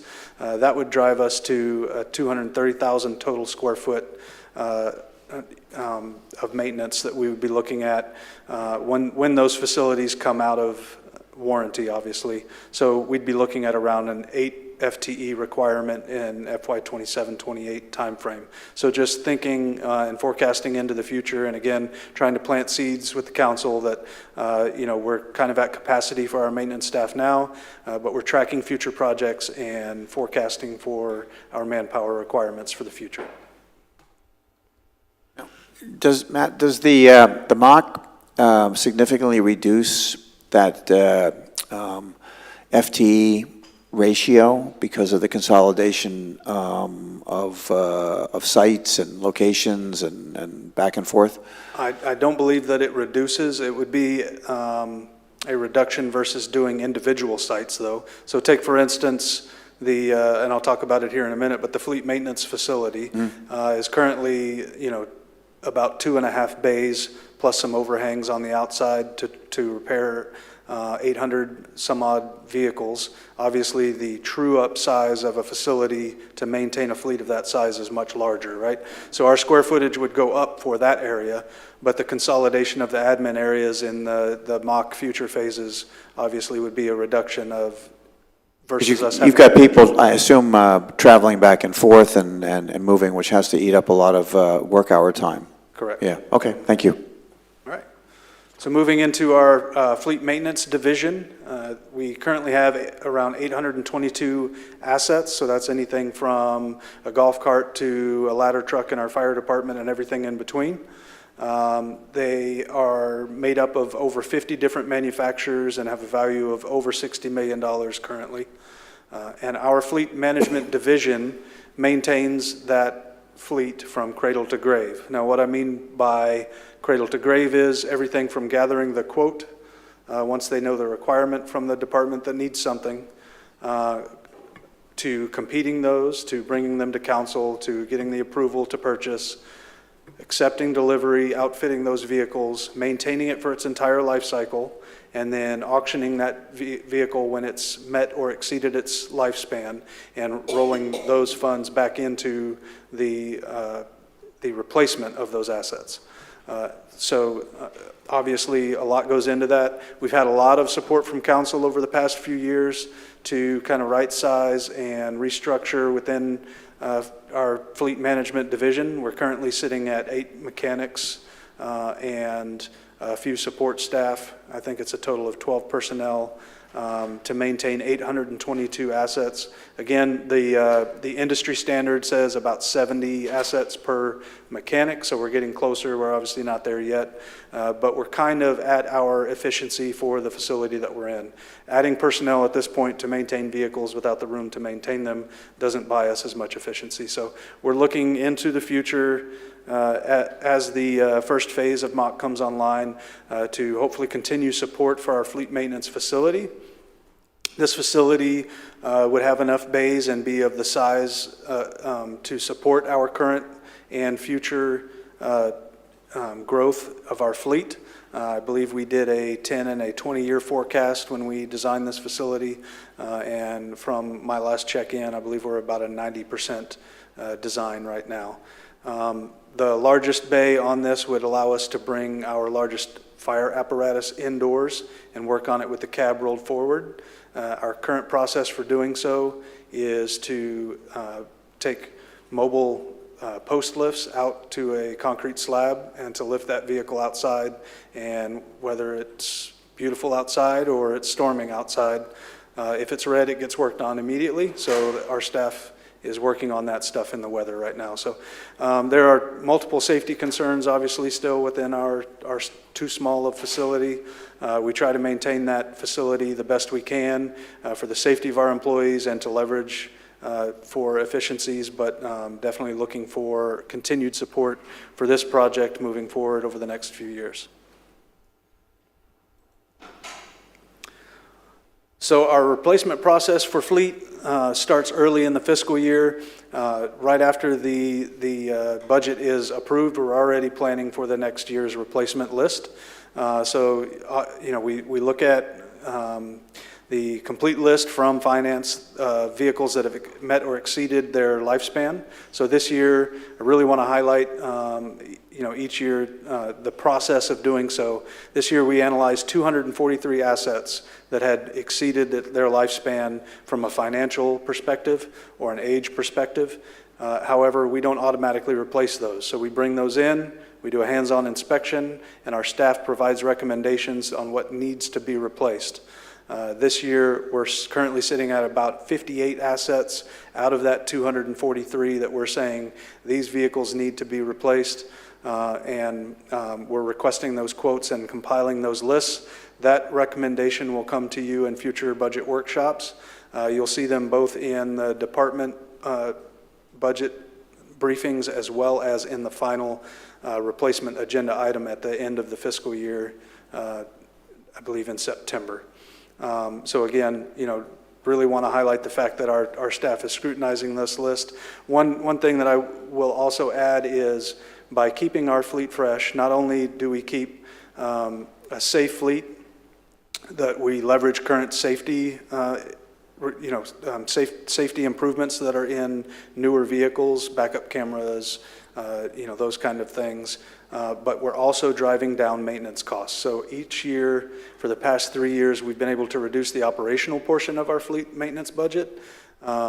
And we look to continue to do so by keeping our fleet fresh, by rolling the capital of our vehicles that are at the end of life through our auction processes back into our replacement fleet, and then purchasing safe, reliable vehicles for our departments to use and do their job each and every day.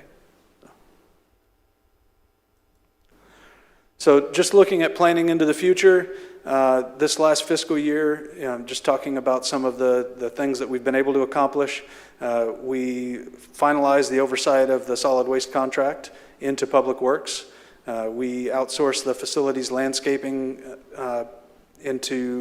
for our fire department and our utility sites, and we're able to transfer some of those FTEs into other areas of operations, which meant that we did not have to add FTEs to our staff at that point.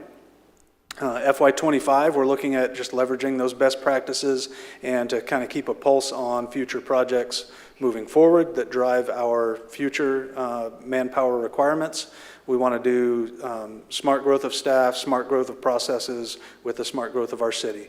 FY26, we're looking at adding some streets maintenance staff that coincide with those projects that we talked about earlier, as well as some facilities maintenance staff so that we can get them onboarded and trained when these new facilities come out of warranty, and that workload has added to Public Works staff. And then future years, FY27 plus, there's some upper middle management areas that we'd look to shore up within Public Works. We don't currently have a deputy director position.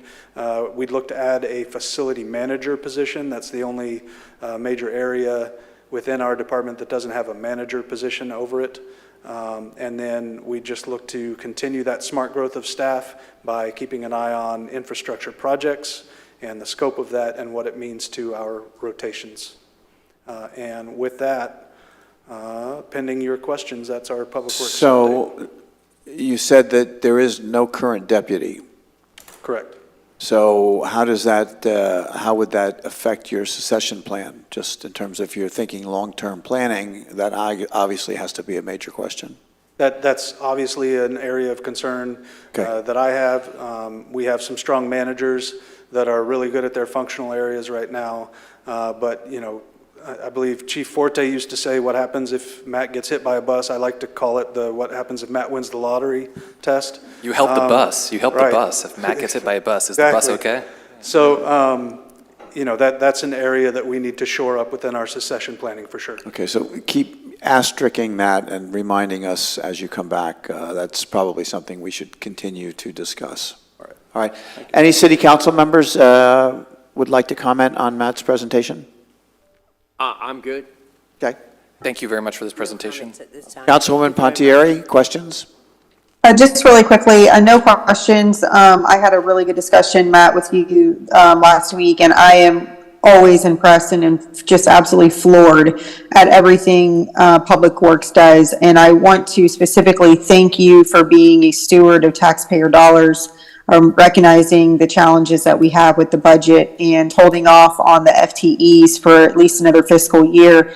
And I hope that City Council can recognize their efforts and provide support in other ways that we can, whether that's with technology that you guys need in the future, the fleet facility, whatever we can do to make sure that Public Works has what they need to continue to perform at this high level, because they do so much, and just really appreciative of the boots on the ground in your department. Thank you, Matt. Thank you. Okay, presentation number 3 will be our Stormwater and Engineering Department overview, and Carl, you have the floor.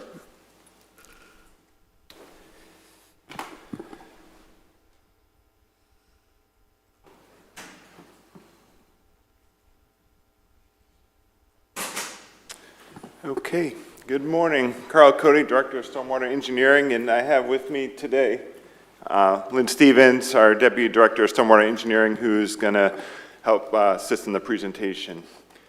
So, as you know, our department manages the rehabilitation and expansion of the city's infrastructure system. Much of the original infrastructure, stormwater, utility roadways, were put in during the initial development of Palm Coast that began in the 1970s. We focus on keeping the operation of our infrastructure systems functioning by assessing and rehabilitating the aging infrastructure, but also expanding roadways and adding new elements such as parks, fire stations, wells, and pump stations to address our current and future growth needs.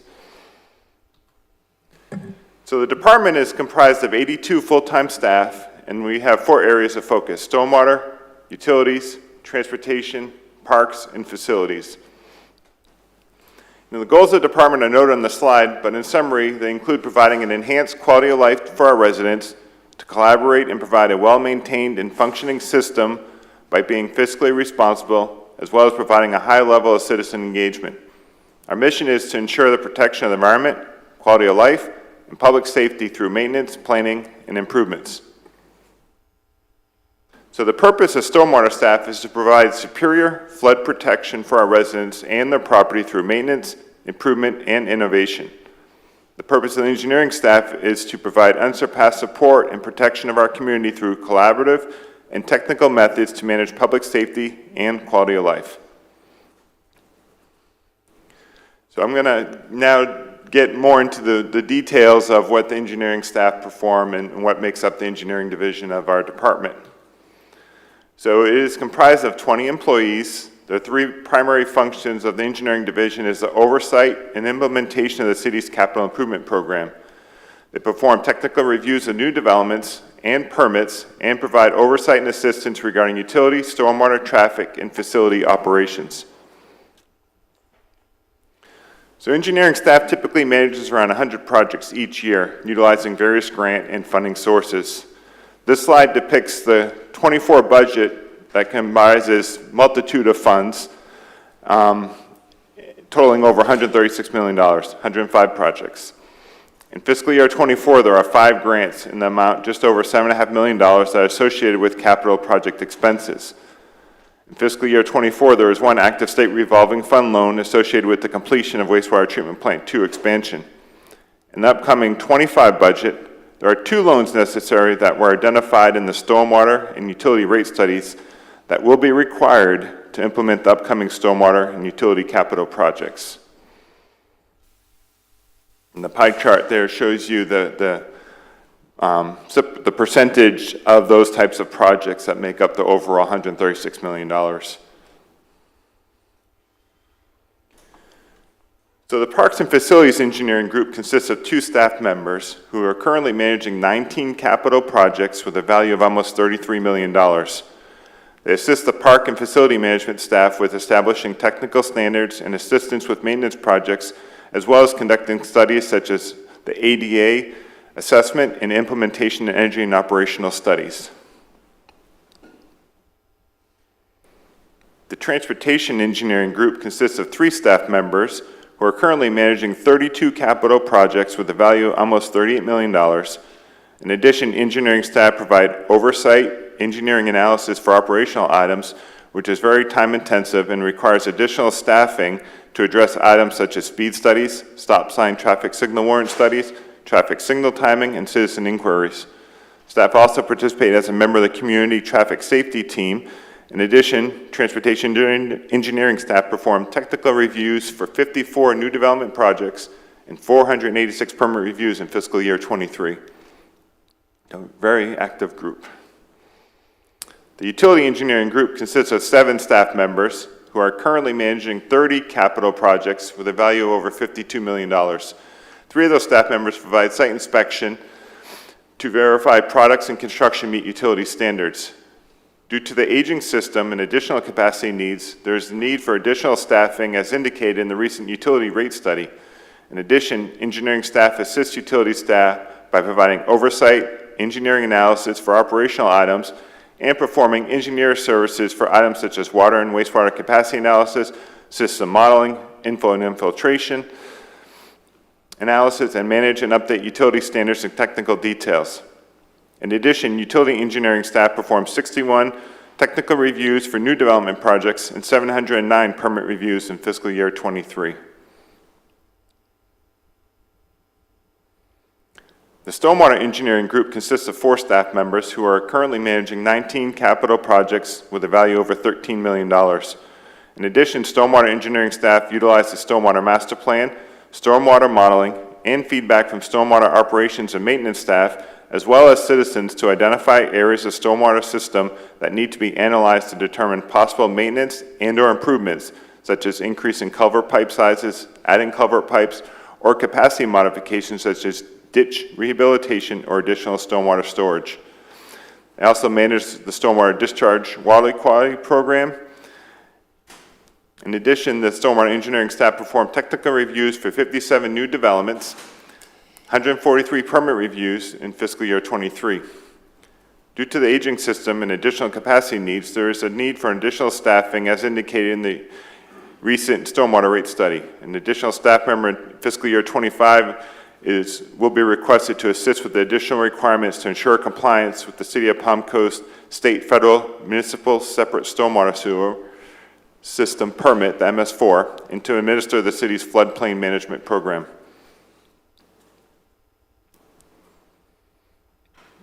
In all, the engineering staff face numerous challenges regarding workload, funding shortfalls, and infrastructure needs.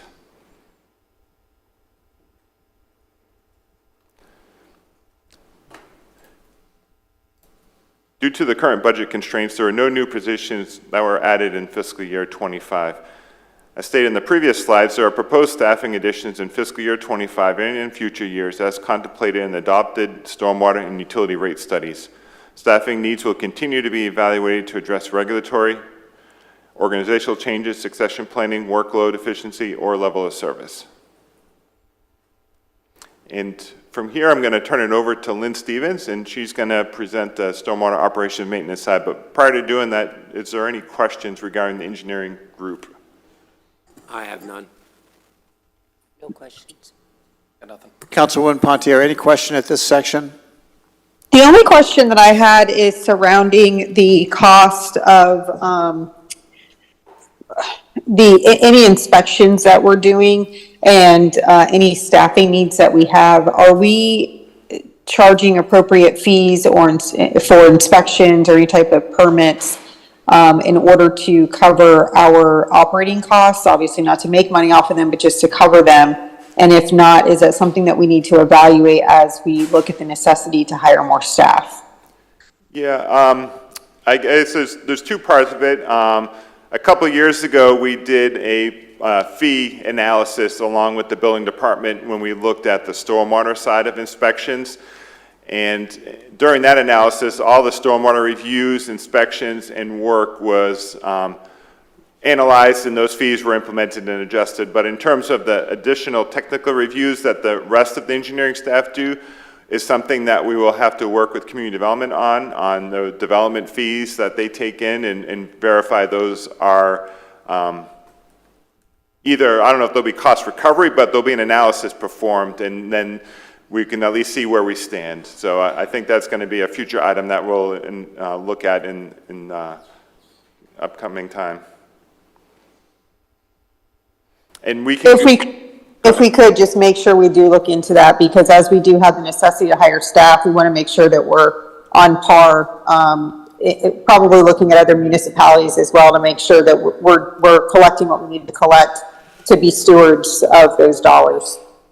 And Councilwoman Pontieri, are you also thinking that as folks come in with new projects, that are we going to require more effort in Carl's area, that they may be asked to contribute in order to accelerate the inspection process or the permitting of those projects? Sorry, Mayor, I don't understand the question. In other words, in order to help fund, assuming that we need additional staff, can we rely on the development community to assist in that if this is going to accelerate their timelines? Just a thought. Well, I think those things coming out of the legislator that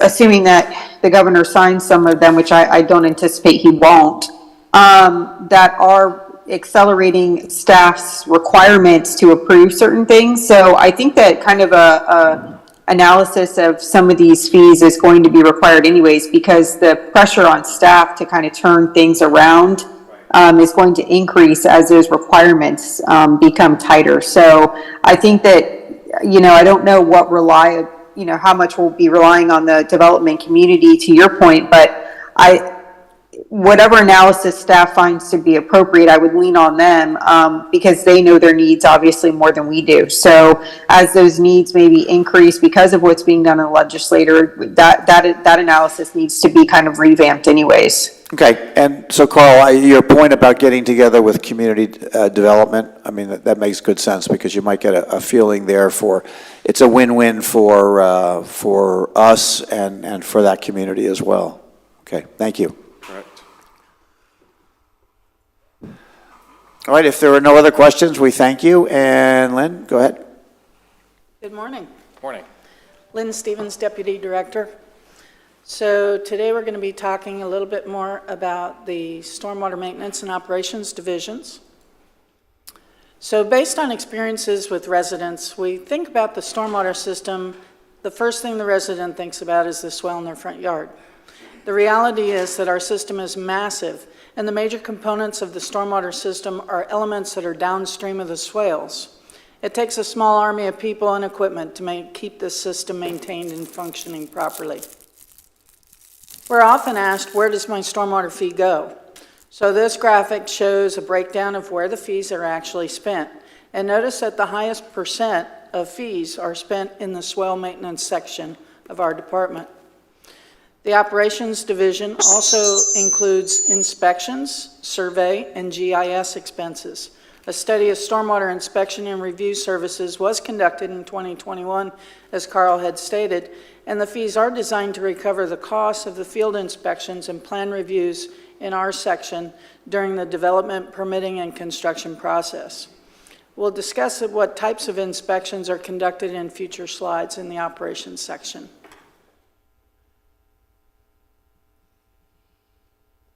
The stormwater operations staff work diligently to provide prompt and effective service to our customers, limiting downtime and maintaining a safe operating environment. They measure success using key performance indicators. The goal is to limit the amount of reactive work as much as possible by being aggressive in our proactive work. This entails completing preventive maintenance, condition assessments, and scheduled downtime that minimizes the impact to our city's day-to-day operations. When we talk about our operations section, we have an operations supervisor with 5 inspectors. These are the ones that are doing the bulk of the inspections in the field. We do have a survey crew that includes two crews, each with a crew chief and survey technician. We have 1 engineering technician that does plan reviews, as well as an asset GIS specialist. This graph shows the number of Palm Coast Connect cases that the Stormwater Department addressed in fiscal year 23. primarily from citizen inquiries and requests. Most of the cases involved the swale system. We had 2,193 new cases opened in FY23. We resolved 1,676 cases, and we currently have about 748 cases in the queue to be addressed. These cases do not include the approximate 200 infill lot cases, as those would be reflected in the FY24 totals.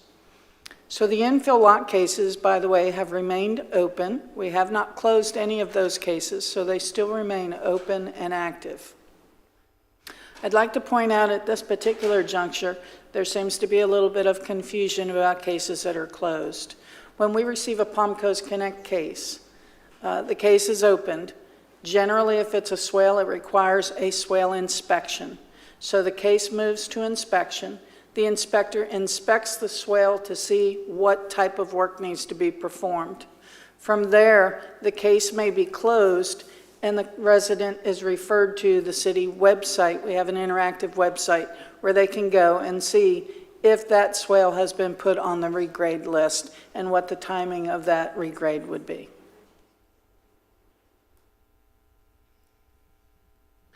This graph shows a drastic increase in the number of inspections in our operations staff over the past 3 years. They're performed by 5 staff members. This is an item that was included as part of the stormwater rate study. We did add 1 new staff member in FY23. The inspections include seawall replacements, patios, if anyone's expanding or adding a patio, pools, right-of-way work, new home construction, lot regrades, and there's multiple re-inspections that are performed.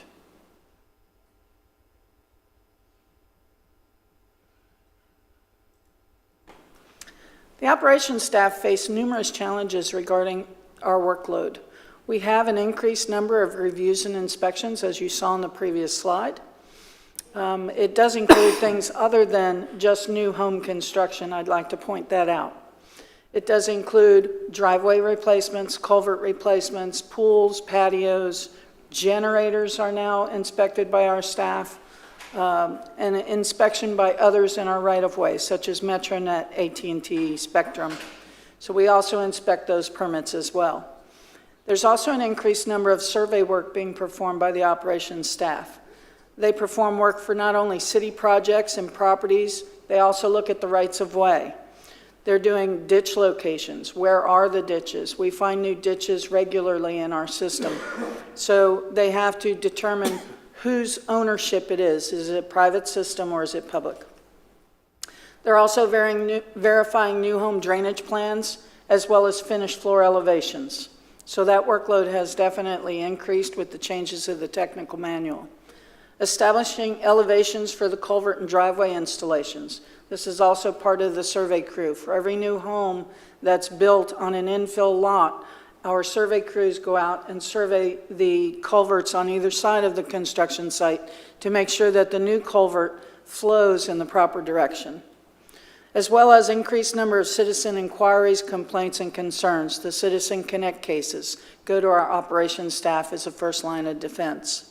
There's also some new regulatory requirements coming down for our MS4 permit. Oops.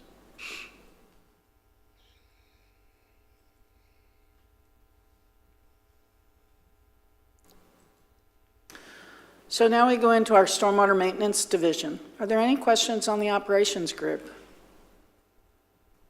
I have none at the moment. Go ahead. Okay. So when we talk about our stormwater system, our maintenance system, by design, swales are the most prevalent, and it is what our residents see the most. We have over 1,222 miles of swales in our system. The swales allow for percolation into the groundwater system. During heavy rain events, ITT envisioned that the roads within the city would convey water to the ditches and ultimately to the canals. Our system operates very much like an inverted pyramid. The first thing we do see are our swales. However, the ditches are more important than the swales, and the canals are the most important of our system. Without the canals, the system will not operate at all. Without the ditches, the swales won't operate. The floor level of homes are designed to be a minimum of 12 inches above the highest part or the crown of the road. Therefore, as long as the canals and ditches are operating properly, the homes will not get water in them.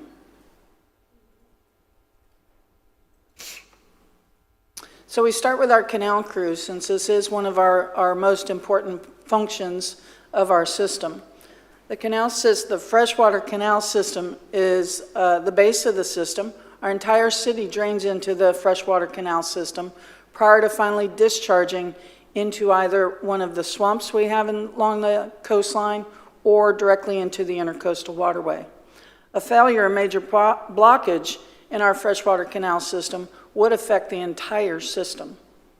As approved in the rate study, a freshwater canal crew starts on June 1, 2024.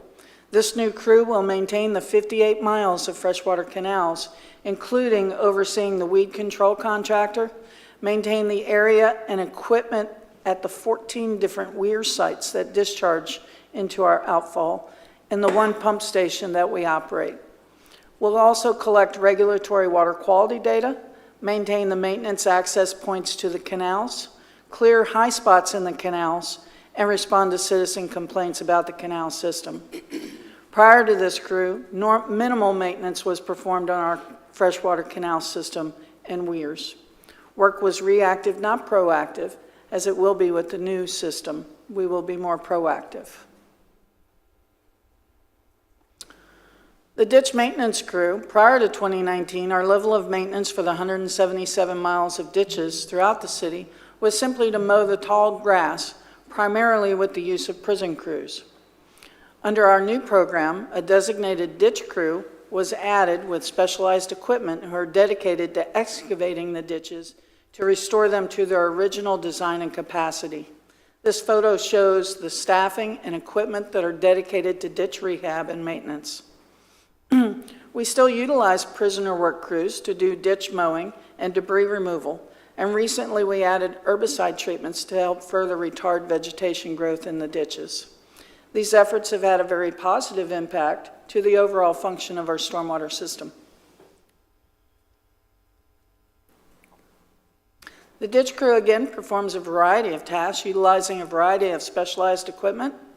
Work includes clearing, grading, and reestablishing ditches to their original conditions or modifications to extend the ditch capacity per the engineering analysis. Recently, the crew has cleared ditches that have never been touched before. These include the ditch just north of 100 from behind that new storage shopping facility near Wawa, all the way east behind the Chevy dealership. Another one was the Buffalo View. There was a ditch system back in there that was holding a lot of water, creating major issues for the homeowners along those areas. And we went in and cleared that ditch out. And along with Whiteview Parkway behind Royal Oak Drive, we found that there should have been a ditch along that way, that parkway. So staff cleared the trees and debris, which inhibited water flow in all of these areas and improved the overall drainage capacity. As part of the rate study, the addition of a second ditch crew is included in the FY25 budget. The intent is that the two ditch crews would work in tandem with the two swale crews and to address any immediate downstream ditch improvements at the same time.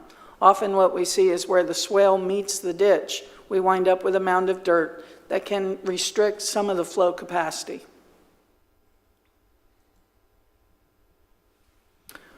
With over 1,200 miles of swales, we have two crews who grade an average of more than 30 to 40 miles each year.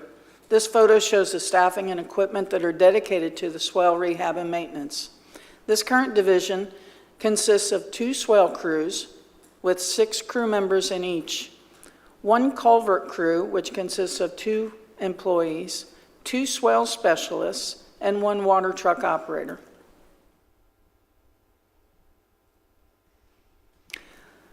This shows the swale crews in action. The swale crews perform the survey work, so the swale specialists will go out and evaluate the lines on where the swale is supposed to be, what the center line of the swale is. A lot of folks will see the white lines in their front yards just prior to our performing swale maintenance. They'll also do the grading They perform maintenance of traffic. Many of the areas that they work in are highly traveled areas, so maintenance of traffic is important for the safety of the crews and the public. We will replace sod, irrigation systems if we should break them. The crews also do a lot of public outreach. They have a lot of interaction with the public while they're out there performing their work. And they perform other operations necessary for swale rehab. Swales, again, are the last step in the stormwater system, but are oftentimes seen as the most important since they're in the resident's front yard and the first thing that the resident sees. In reality, if the swale is plugged or not functioning, the roadway can convey stormwater to the ditch system and prevent it from entering homes. Even with a full home, swales will not experience water inside. To comply with the Florida Building Code, again, homes are built at a minimum of 12 inches above the crown of the road, thereby preventing water from entering the home. As part of cost savings to the city, staff takes the dirt from the swale work and the grass that's removed during the regrading to a dirt screening site over off of Old Kings Road. Here the dirt is screened, debris is disposed of, and the clean dirt is used for other projects throughout the city. Work orders to perform swale maintenance are mostly generated from Palm Coast Connect cases, which come from the citizens. The current plan is for the 2 swale crews to spend 2 months in each work area, designated by letter. The crews will complete as much work as possible in their assigned area and then move to the next area. This ensures that each section of the city is touched somewhere at least annually.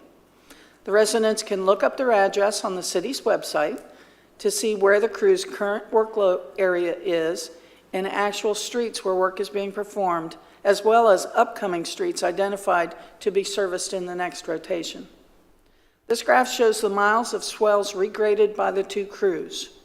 The first quarter of FY23, it was affected by Hurricane Ian. FY23, during those first couple of months, swale crews were diverted to help with debris and cleanup after the storm. FY24 is projected based on the numbers completed in the first 6 months of this fiscal year.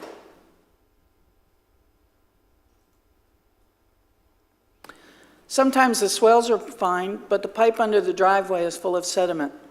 Under City Code of Ordinances and the Land Development Code, the culvert is actually the homeowner's responsibility to maintain and keep clean. However, over time, the pipes fill up with sediment and blocks or restricts flow to the entire swale run. Cleaning the culvert requires specialized equipment. The culvert crew, again, 2 full-time employees on the culvert crew, they clean and document the condition of the pipe through video. So they can video the interior of the pipe, see the condition of the pipe, and ensure that it's operating properly. Currently, this crew cleans approximately 3,500 culverts each year. Another important component of the stormwater system is pipe maintenance. These pipes connect the swales, ditches, and canals between or across streets to keep the water moving. With over 3,300 pipe locations and over 1,700 catch basins, the pipe crew typically replaces about 50 locations per year. Again, many of these pipes were installed as part of the original development of ITT, and many of the pipes that we're seeing today are 40 and 50 years old. Our pipe crew is out repairing or replacing the aging infrastructure daily. By having city staff performing this work, we can be more proactive in finding and repairing issues before they become a larger problem. It also allows us to make any repairs quickly instead of waiting for a contractor to come on board. Issues are now addressed in days, not weeks or months. The biggest challenge they face is to stay ahead of the pipe failures in our system.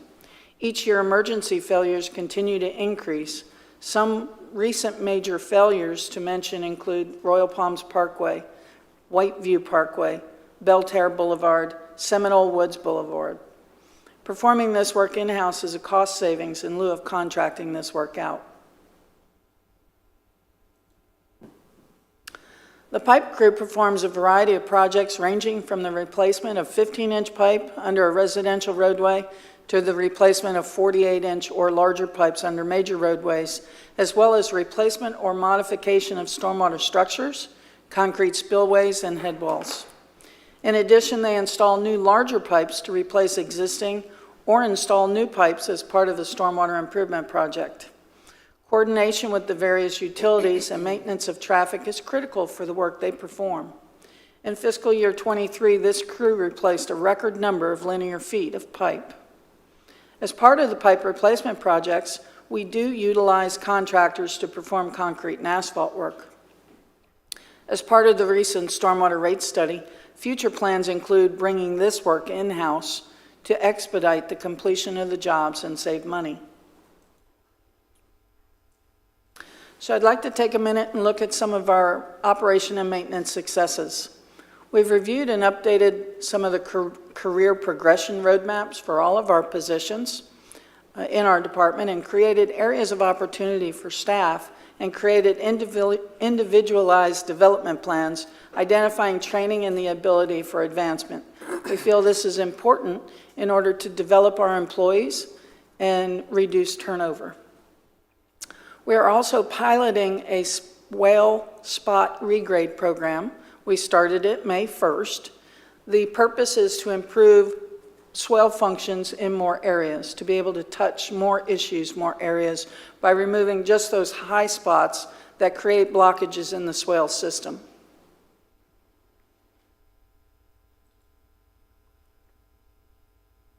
We also improved our customer service by adding our citizen resource and outreach coordinator.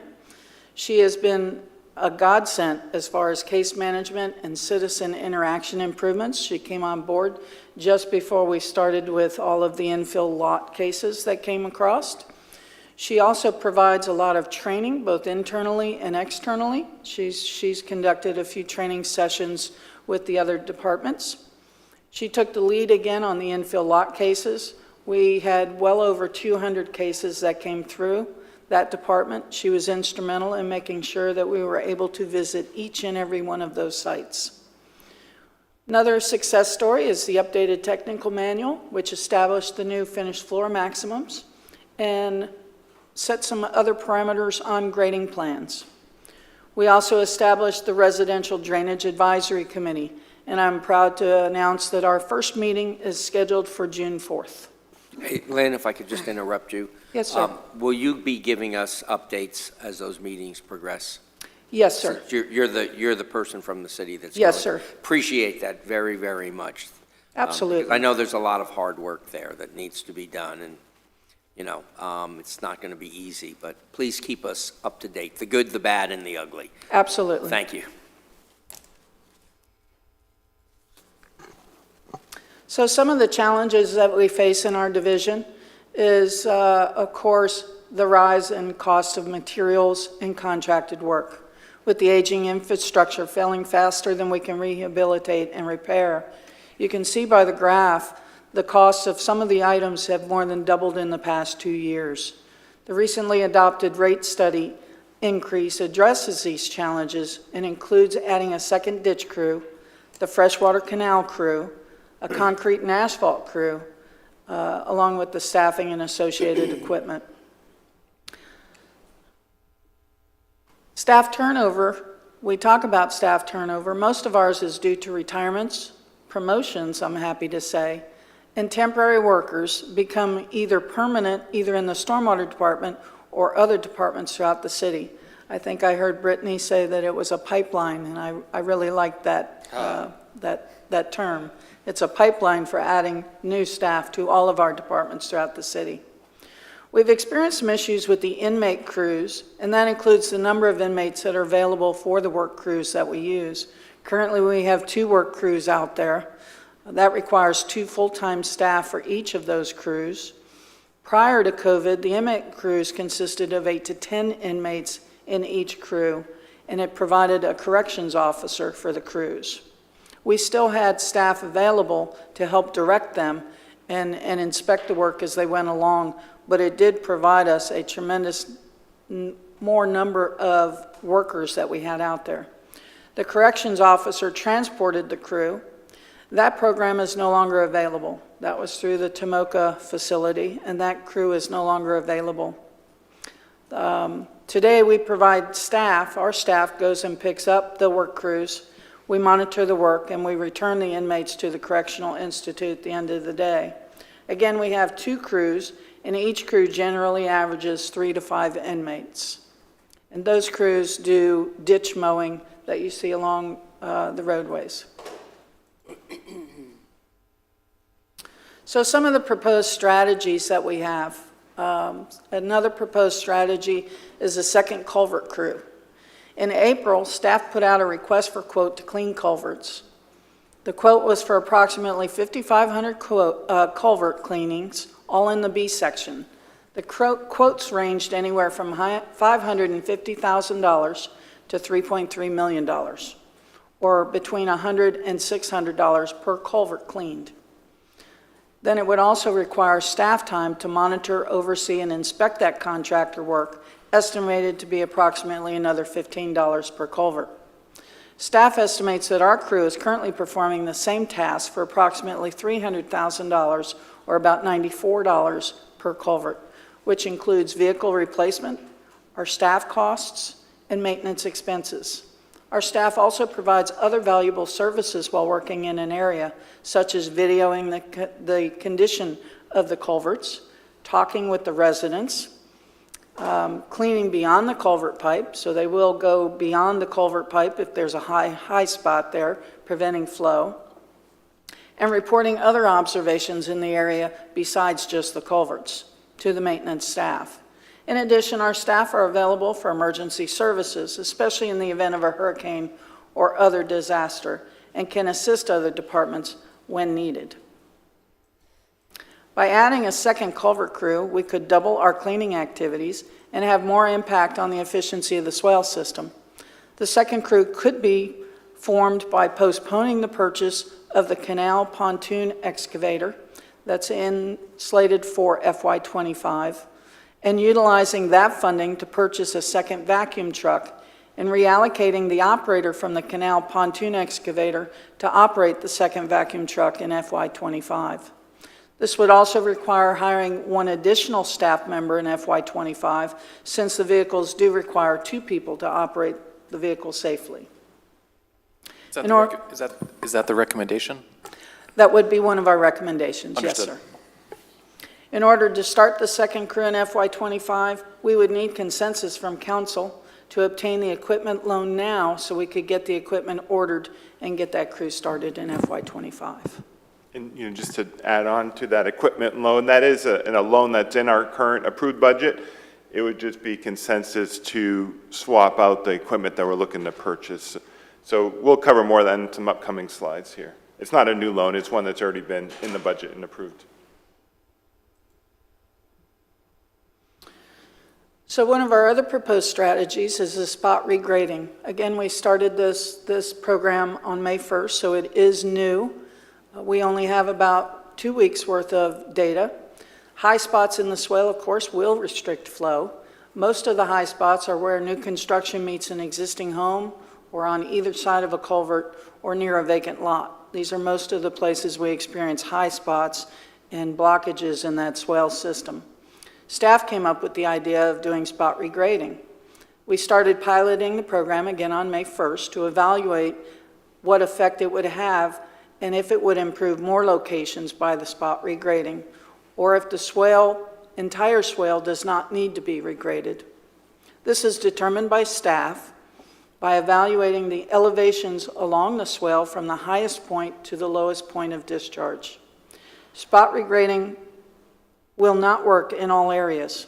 Some swales around the city will still require the full swale run to be regraded. During the first 2 weeks of the pilot program, we touched 7 work orders, regraded 3,300 linear feet, and improved approximately 6,685 feet of swale.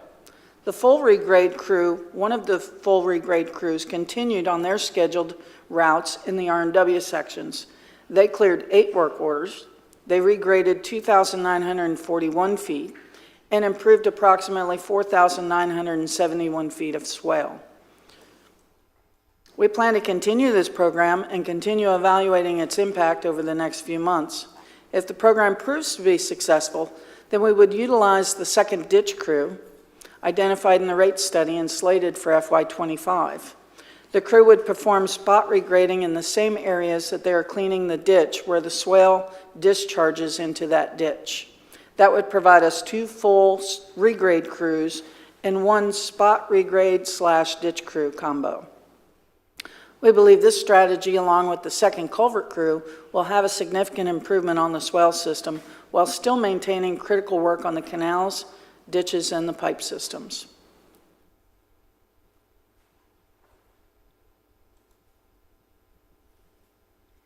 Some other proposed strategies that we have is we're researching the potential measurement matrix for swale depths, very similar to the pavement condition index for roads. For example, if the bottom of the swale is designed to be 4 feet below the edge of pavement, and the bottom of the swale today is only 2 feet below the edge of pavement, then it's built up 50%, and thereby only allowing 50% of the design flow. It would then have an index of 50. The higher the index number, the more blocked the swale. The matrix would provide us a scientific tool to determine what areas are most in need of regrading, instead of just responding to Citizen Connect cases. It would also provide a map with the matrix number assigned so that the residents would be able to see where they are in the regrade process. We aren't sure if it's even possible, but it is something that we're looking into to see if it would be a good tool for us to utilize. Another strategy we have would be moving our swale inspections from operations to maintenance. Moving that will reduce the response time when a Connect case comes in for a swale inspection. This way, when the swale inspection is completed, the extent of that inspection would go directly to boots on the ground on the maintenance side of the house. And they would be able to complete either a full regrade in the area, culvert cleaning, or spot regrading. Another strategy is to continue updating our engineering and technical manual, as well as we're working on updating our land development code to help enhance our enforcement of our technical manual. How do we implement this?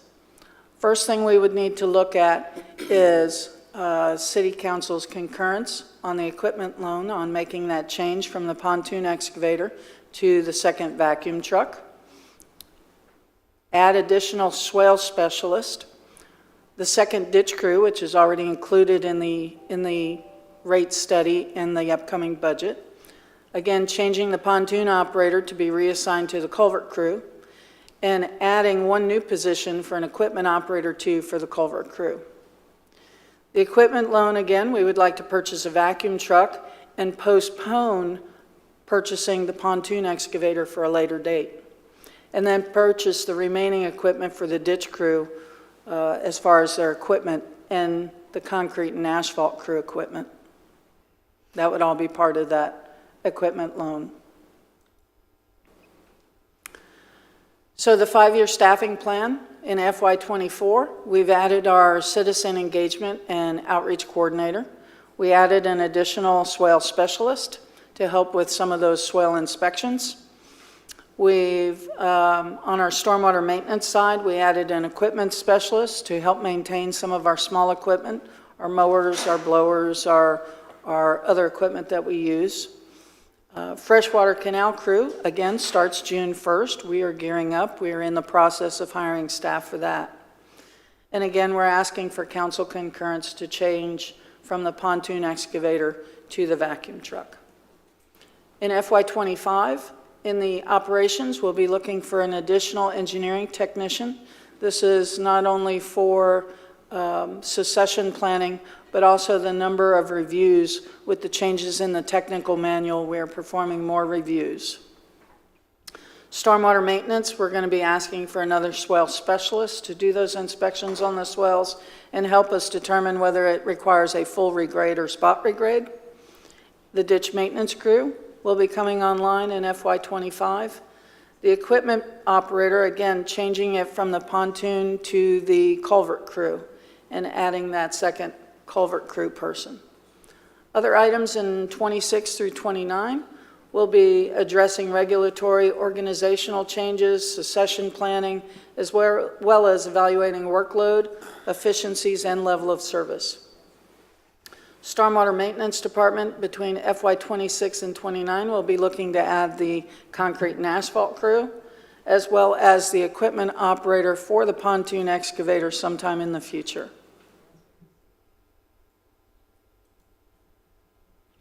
And that concludes our presentation.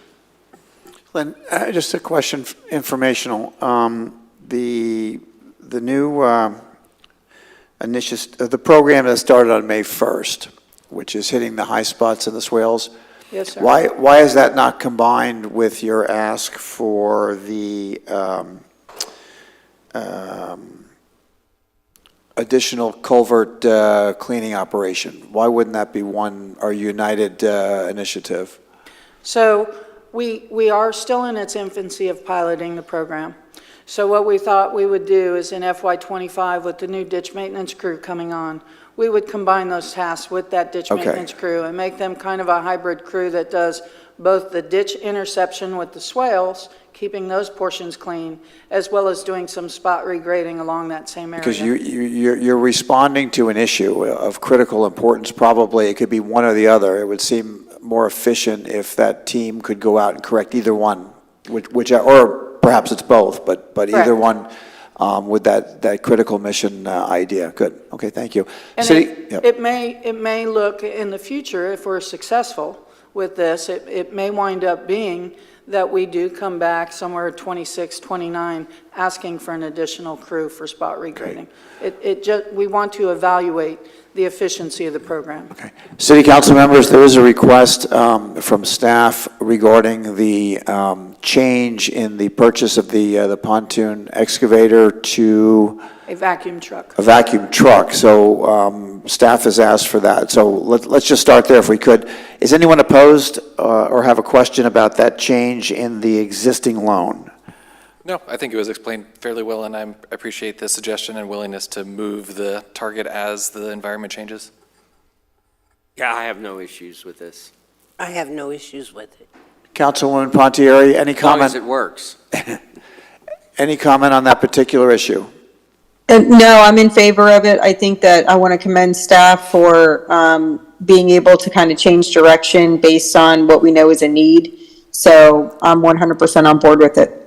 Very good. So you do have consensus on making that change. Then I had one other detailed question was the matrix program, mapping and creating a database, I guess, of all that sounds great. The only thing I didn't hear was, does it also include a reference to soil content, which would change the flow? You made a reference that if it was half as deep, it would only hold half as much. I'm not sure that's correct with the percolation of the water through differing soil contents. So our first thought was that no, it would not include soil type. We're not even sure if it's possible. It's something that we're researching, very Okay. much like the road assessments. Right, and the reason I ask, because if you've got a clay soil base, then you can dig as deep as you want. It probably isn't going to help it enough to get to that same, regular percolation versus flow. Our goal is to make sure that the system flows. That's what the intent of this Right. would be. That Okay. at least the water can move. Okay. City council members? Oh, go ahead. I had a question on that same matrix, Mayor. The measurement, are we doing that based on the location of the water table? Or how is the level of the water table factored into that analysis? So again, we're not even sure if the matrix is even possible. It's something that we're currently researching. So that would be a question that we would have. Would it include the water table of the area? The other thing that we're going to be looking at is when we evaluate that swale, we're going to be looking at it based on original design. So whatever ITT had on the original design for those swale depths is what we want to compare it to. But yes, we would be looking at the groundwater table as well. Very good. Thank you. council members, any additional questions for these folks right now? No questions. Good presentation. It's a lot of complicated stuff, and thank you. Thank you. We'll now move forward with presentation number 4, which is the utility department overview. And, okay, gentlemen, when you're ready.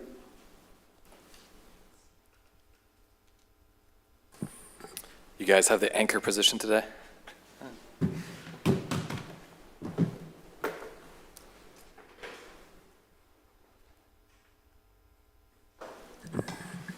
Good morning, Mayor, City Council. Morning. Jason DiLorenzo and Pete Russell. We're going to provide this overview for you.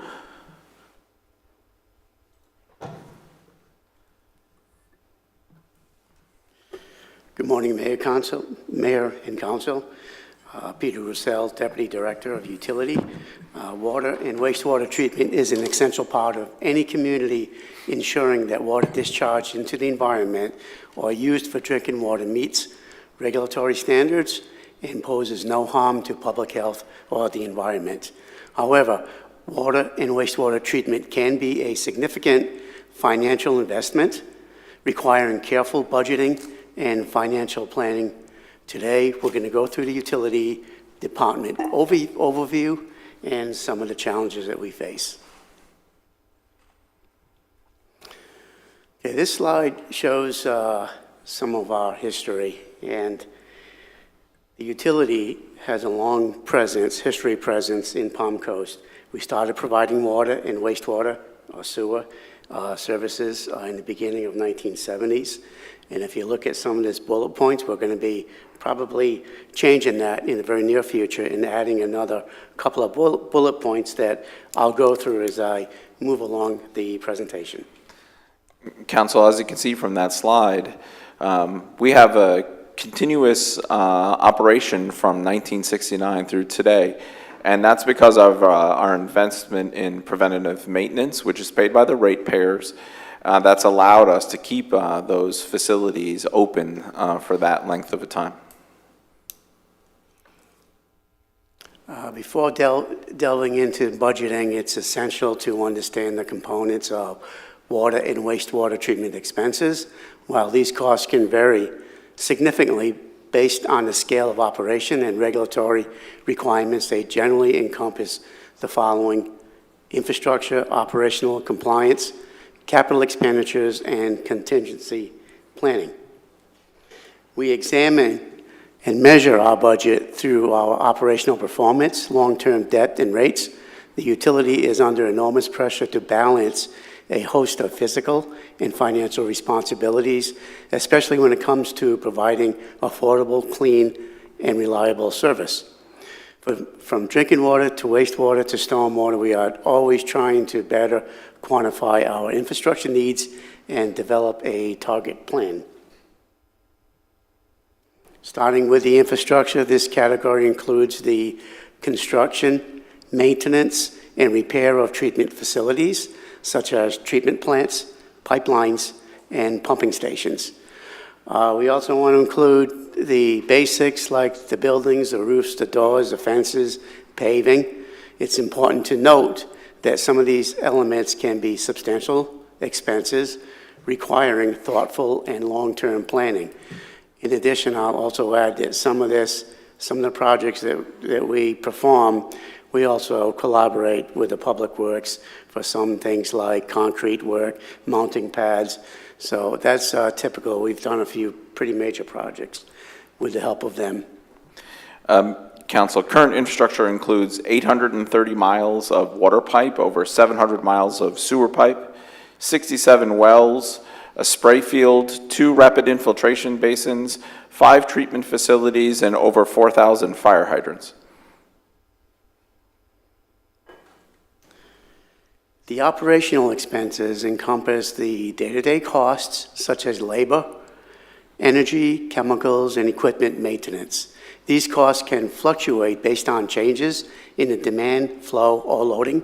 For operations, the labor is typically fixed, but should be adjusted by using the consumer price index for the labor in the area where the facility is located. Equipment maintenance can vary from facility to facility, but facilities with strong preventative maintenance programs usually have a much better understanding of the needs, resulting in lower costs when compared to facilities that follow a fix-it-when-it-breaks approach. Energy and chemicals will vary as the flow or loading to the system changes. And I'd like to point out really quick here, you can see the differences in the cost, the operating cost, based on the flow. These are actual numbers from 2020 to this year. And you can notice the expenditures are also increased based on flow.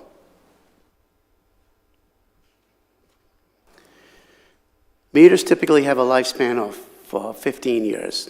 It is crucial for the utility department to replace them once they reach this retirement milestone to maintain revenue streams. An investigation conducted on meter retirements revealed that out of 100 meters, retired meters, $7,228 in revenue was recovered. And this chart shows water meters installed from 2006 through 2010, going from top to bottom, that are 14 to 18 years old that need to be replaced to ensure accurate measurements and revenue. In next year's budget, we are requesting 2 meter technicians with the primary focus of replacing aging meters and recovering that revenue. So if you would just help me so I can understand the rest of the slides that I looked at before. The increased flow that, Pete, that you showed on the prior slide, yes. Yep. The factors, the major factors, just the big ones, that cost more because the flow increased are what? Typically, number one, energy. Number two, chemicals. And of course, number three would probably be labor. And So help me with labor. Labor increases, more flow costs more labor because? well, we got to cover the shifts. We got to, if we're running full bore, we got to make sure that the plants are fully staffed, as well as the system. Okay. Another thing that I was going to mention is equipment maintenance, because when you're running everything at once, everything is full bore, what tends to happen is things can overheat, or you can get, repair, problems with the equipment where they need attention almost So immediately. material costs and energy would be the most significant components of the increased cost per increased unit of flow? That's correct. Okay, thank you, sorry.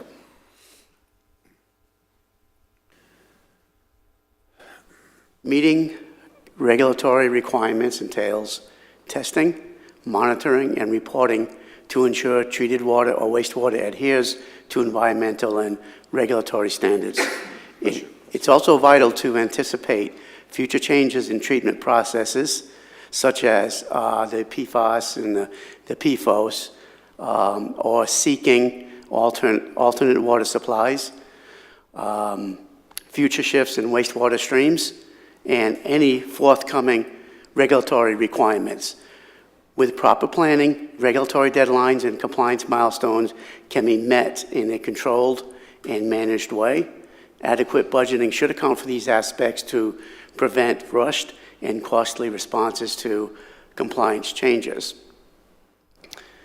The map above shows color utility sections that will be diverted from wastewater treatment plant number 1 to wastewater treatment plant number 2, with an estimated 577 gallons a day, utilizing a 16-inch force main north from one of our pump stations located on Belterre Parkway and Palm Coast Parkway. The photo to the right are crews installing valving that will allow us to divert flows from Plant 1 to Plant 2. In early December, staff met to discuss potential ways to reduce the wastewater flow to wastewater treatment plant number 1. And during these meetings, it was determined that by replacing a valve, a 16-inch valve in the sewer system, from wastewater treatment plant number 1 to wastewater treatment plant number 2, the valve was definitely replaced.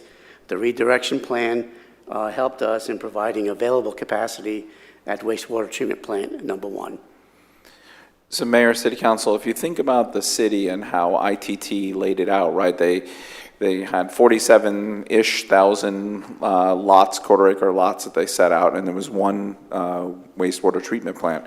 As we continue to grow, when we added wastewater treatment plant 2, we're now starting to equalize the flows to the two different plants by installing valves like this one, and we have another future project that we're considering as well that would start to move flows to wastewater treatment plant 2, where we have more capacity, and a capacity upgrade is currently being completed, and away from plant 1, how the system was originally designed, starting to kind of it's the expansion isn't all for future growth.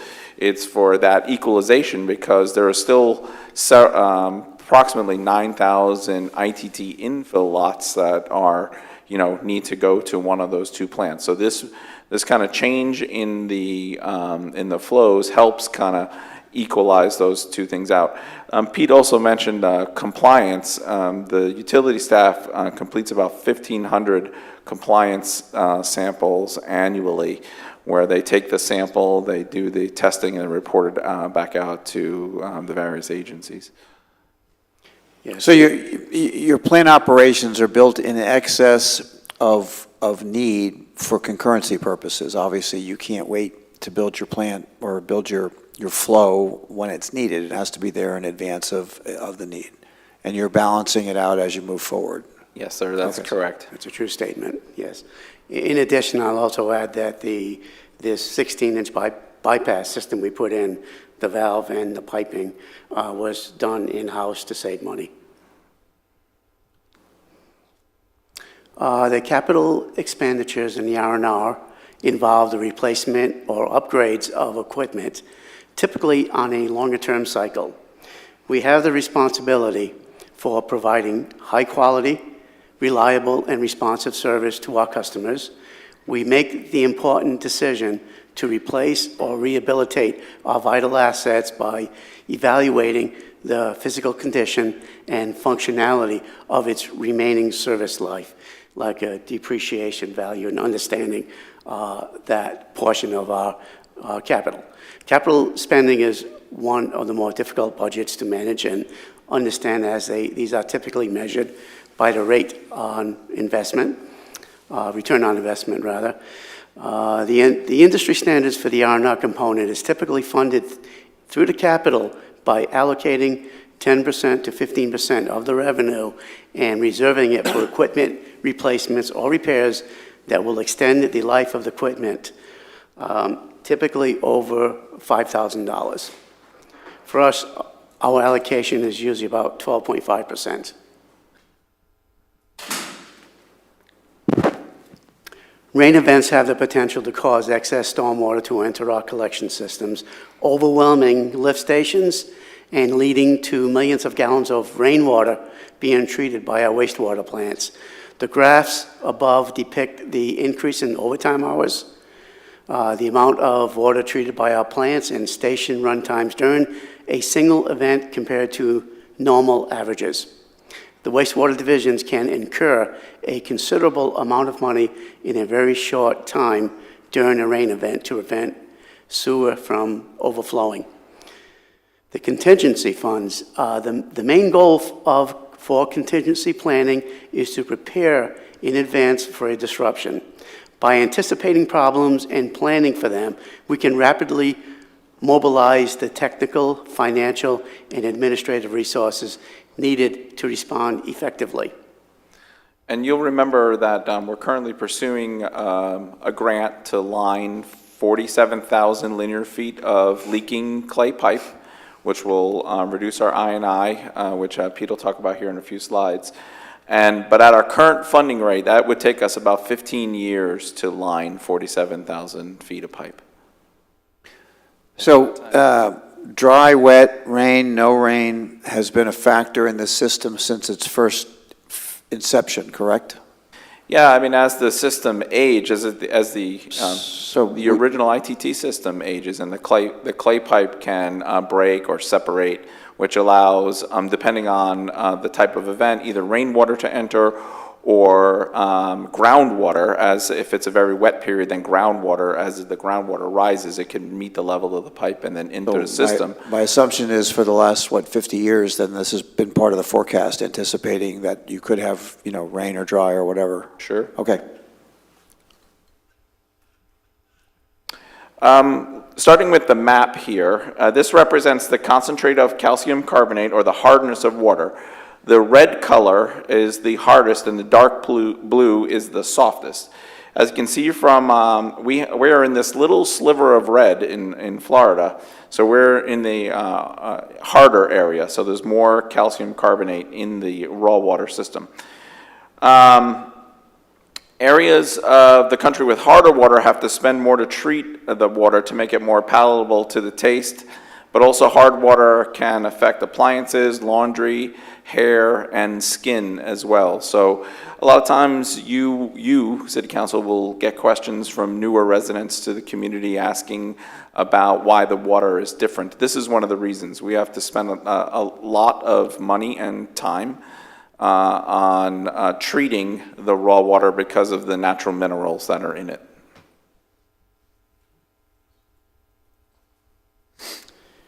The pretreatment team, PEP team, was created to help find solutions to common problems in the PEP system to decrease call volumes and improve safety for field techs.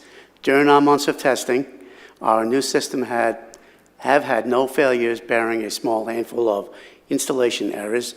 The pictures above depict a new system being wired in, and the lack of wire splices in the PEP tank relieved us from some wiring issues that we previously had in the tanks. And I have to give a big shout out to the team that thought of this and anticipated these problems and just went ahead and did some experimentation. And it really has been a full-blown success with this new PEP system. And this was an opportunity where our multiple departments came together to work on this. There was building inspectors and site development inspectors, including utility staff, to come up with a better process for the installation of the PEP tanks that has significantly reduced the number of repeat calls. And we believe we've had 0 calls in the 6 months since we've been installing the tanks in this way. Did that wiring include the possibility of using the emergency generator systems that we?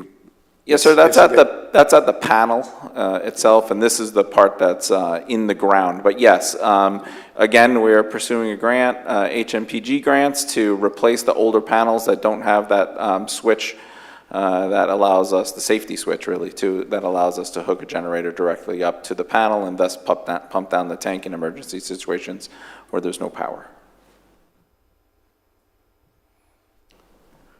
Pictured above on the left side is an example of a before and after failing, leaking manhole. The manhole was lined during our scheduled planned manhole lining project. The other photo references a before and after view of a failing pipeline. Pictured on the right is a chart for the last 3 years comparing our call volumes for the wastewater collection division. 2003 showed a significant increase in call volume.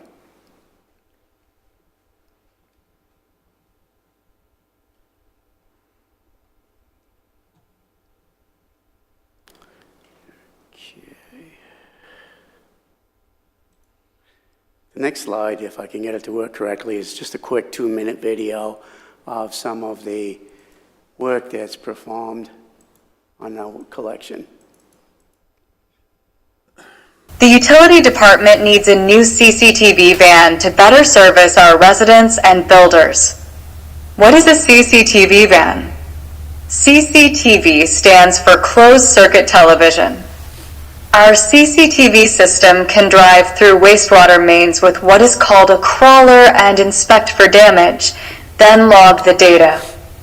The CCTV can find blockages and allow our operators to use a locator to mark in the pavement where the problem is when excavation is required. This prevents having to guess and dig blind.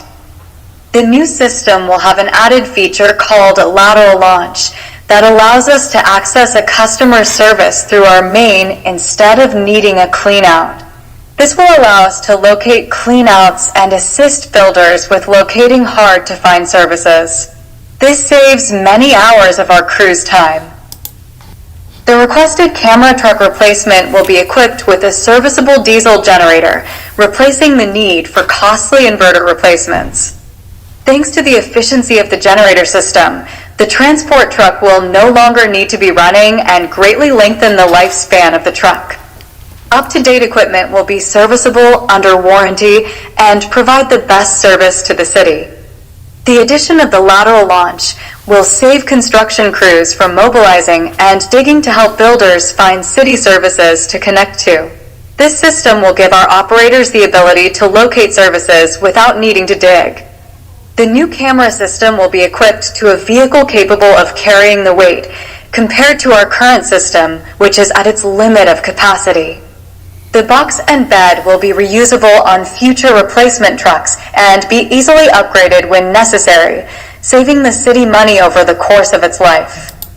The technician controlling the camera has a monitor that displays what the camera captures, making it possible to identify any problem areas quickly. Homeowners or professionals can also record and review the footage later if further analysis is needed. What you see in the video is a separated joint in a sewer main. This joint is allowing groundwater to leak in and is a common occurrence around the city. Our CCTV equipment is crucial in finding these problems so we can address them, especially as our system ages.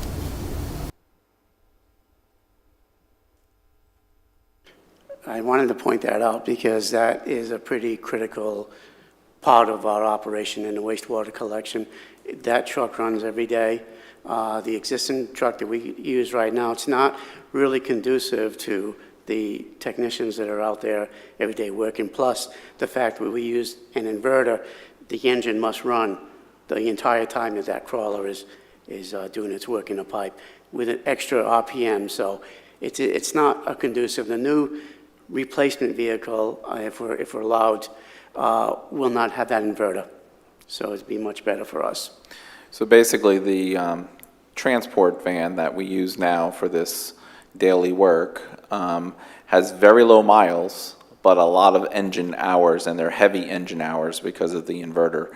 And this change to, this upgrade really to the box truck style will have the power it needs separate from the engine of the truck to operate the system, thus giving us longer longevity for the most expensive part of it, which is the truck itself. As we grow, treatment capacity the system becomes increasingly vulnerable to higher expenses. We are currently under construction with a capacity construction upgrade at wastewater treatment plant number 2, shown in the center of this slide. Plant 2 is currently rated at 2 billion gallons per day and will be expanded to 4.0 billion gallons per day, possibly 5. Wastewater treatment plant number 1 is in the primary engineering phase for an upgrade from 6.83 million gallons per day to 9.1 million gallons per day. Water treatment plant number 3 is in the planning phase or planning stage of an upgrade to expand the facility from 3.0 million gallons per day to possibly a 4.5 million gallon per day facility.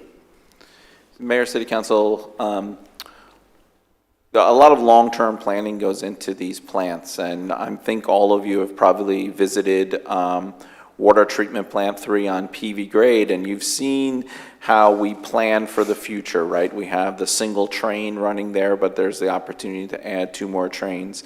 And same thing with the wastewater treatment facility 2 that located at the same site, where the infrastructure was built in the middle so then you could mirror the tanks on each side of it, again utilizing a single site where the staffing is and not have to staff 2 separate sites together, and then also just planning for the future by thinking ahead and ensuring that you have the space and the capacity to add those pieces.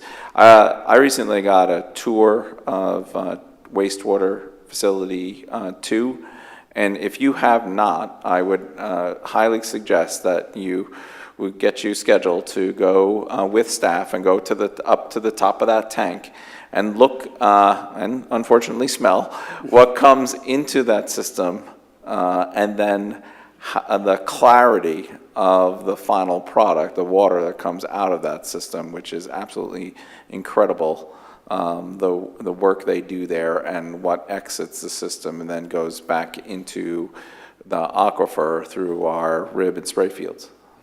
Our schedule is open anytime for a tour. In this slide, we show some of the common materials that we use every day in utility to give an idea of the inflation impact that is causing utility expenses to increase. Wastewater pumps have increased from roughly 10 to 35%, for example. Electrical wire costs have come down a little bit. The water meter install material is up about 12 to 15% on the average. You'll notice that luckily our chemicals have kind of stabilized a little bit for this year that we think.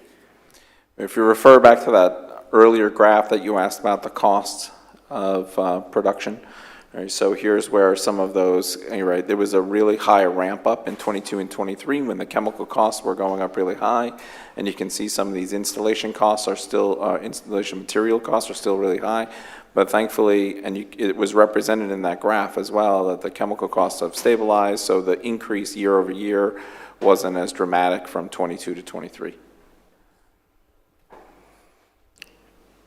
Wastewater sludge disposal expenses have increased due to fuel, tipping fees at disposal sites, and labor costs. It is predicted that the cost per wet ton will increase in 2025. Staff have been exploring other opportunities to install process equipment such as sludge dryers, utilizing natural gas or maybe even solar technology to upgrade to a Class A biosolids and reduce the overall cost for sludge disposal. The end product can be utilized as a soil enhancement for agricultural and potentially create a revenue source for the city by selling it as fertilizer. So as you can see, we're looking towards the future, but our contract is going to end our current sludge hauling contract is going to end in 2024, and we currently have a very good price, but that contractors has indicated that it's going to go up significantly when the contract ends, almost double. And so we have engaged that contractor who now hauls that off to a location that they turn this into a fertilizer. So we've had preliminary discussions with the hauler about setting up a fertilizer project here. We have all the ingredients. We have the sludge. We have yard waste from our residents. Now we'll have to work with our solid waste provider to see how we can make that work, if we can put all these parts together. And then we also have lime from treatment plant. 1 and 2. 1 and 2. Those are the 3 main ingredients you need to make fertilizer in this case. And so we've had some initial conversations with that sludge hauler to see how much land they would need, what volume of organics and lime they would need, and if we can put all those things together, we're going to try to reduce costs and create fertilizer for ours and possibly others' use depending on the volume. So I get the pleasure to talk a little bit about the customer service enhancements that the utility customer service team has been doing. With IT's help, they introduced a new call center feature that sends residents a text link to submit a case through Palm Coast Connect, which is immediately dispatched to the field technician. And we're having about 20 residents per day use this, which reduces their time on the phone and the call volume as well, and allows us to dispatch quicker and solve those issues for them. Also, customer service developed a text alert program to notify residents of impending service disconnections due to non-payment. And this feature resulted in a 50% decrease in service cutoff. So what we're doing is trying to really match how people live utilizing the technology they already have, and try to enhance how we perform customer service to more adapt to, the phones and rather than by email and regular mail. Also, we are engaging Amazon Web Services on a new feature called Amazon Q, which enables customer service representatives to receive immediate answers to questions. The AI-powered assistant listens to the call, retrieves the information from the database, and provides quick guidance on how to respond or locate the necessary information. And we're looking to go live with this in July, and we'll be able to provide analytics to enhance the residents' interactions. Basically, the AI will learn what the most common questions are, or if there aren't answers to those questions yet, and will help us add those to the list. So this is really interesting. I think if you've ever been on hold or on a call with customer service or something for your computer or network at home, this is a system that they, those large companies use where, the technician on the other side is looking up this information for you and providing you the next, try this. Okay, did that work? Yes or no? Okay, try this kind of thing. This is where our customer service reps will have that information at their fingertips and be able to assist our residents in a quicker, more efficient, and more complete way.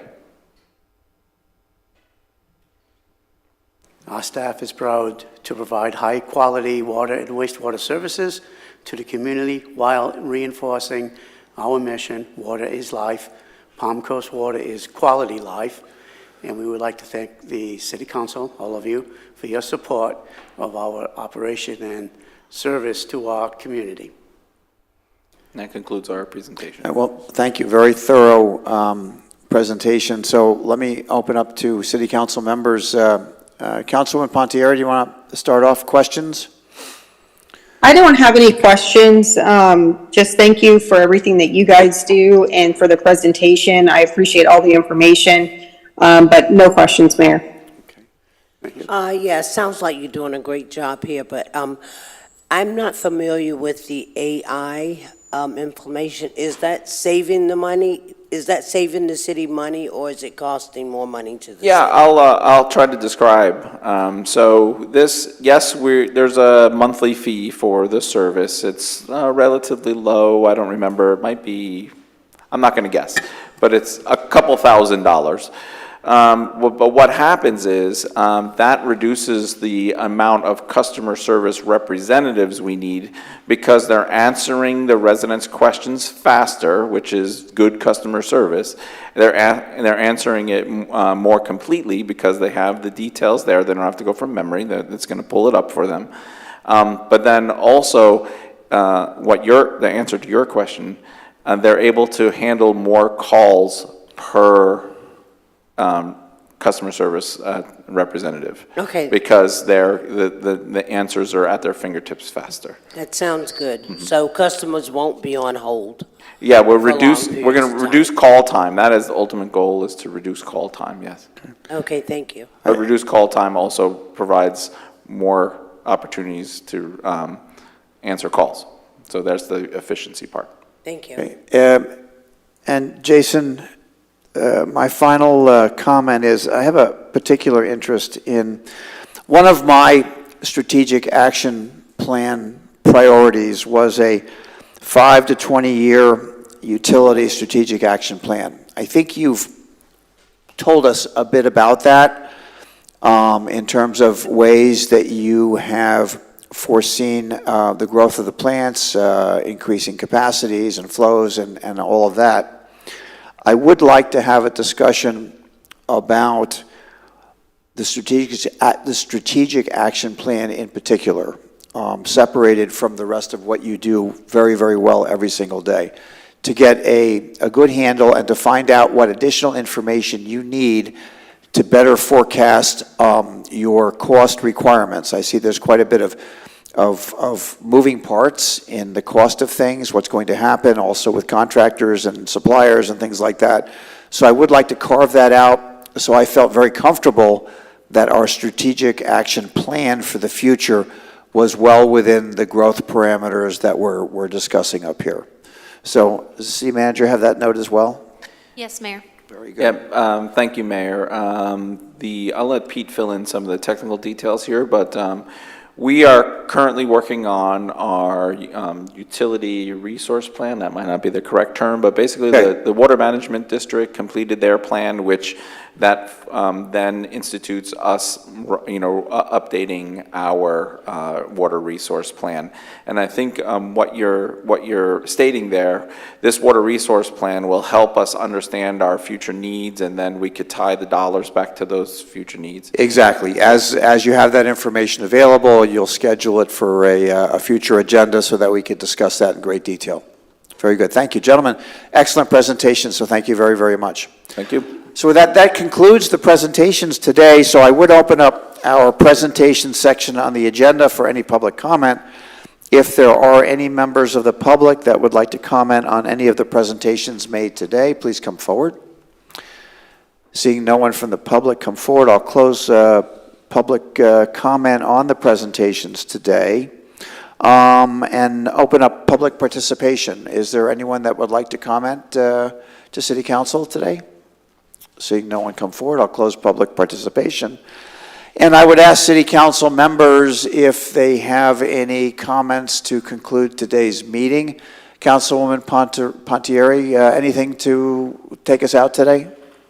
Nothing other than I want to thank staff and everybody who contributed to the beautiful Memorial Day ceremony yesterday. It was great as always, so thank you to everybody who was there, all of our residents, and to everybody who contributed.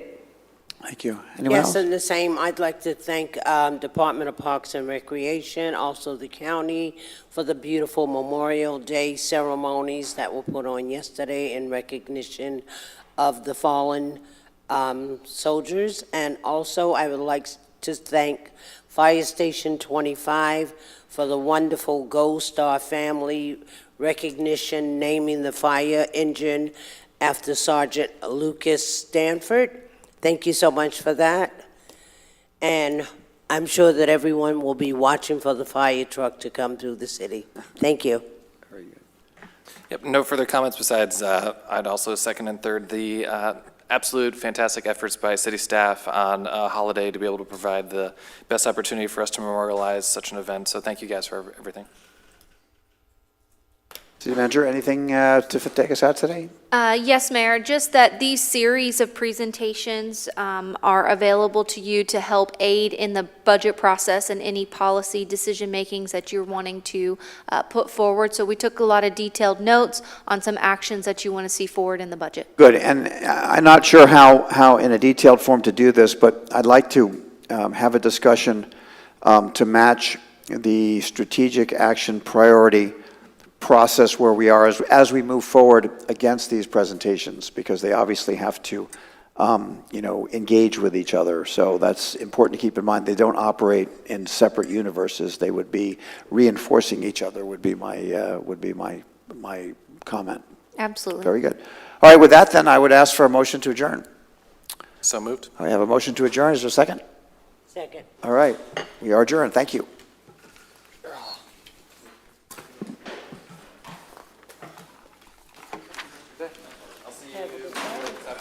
Okay. 3 o'clock. Great. I'll see you there. Government Services Building, there's I'll be there. joint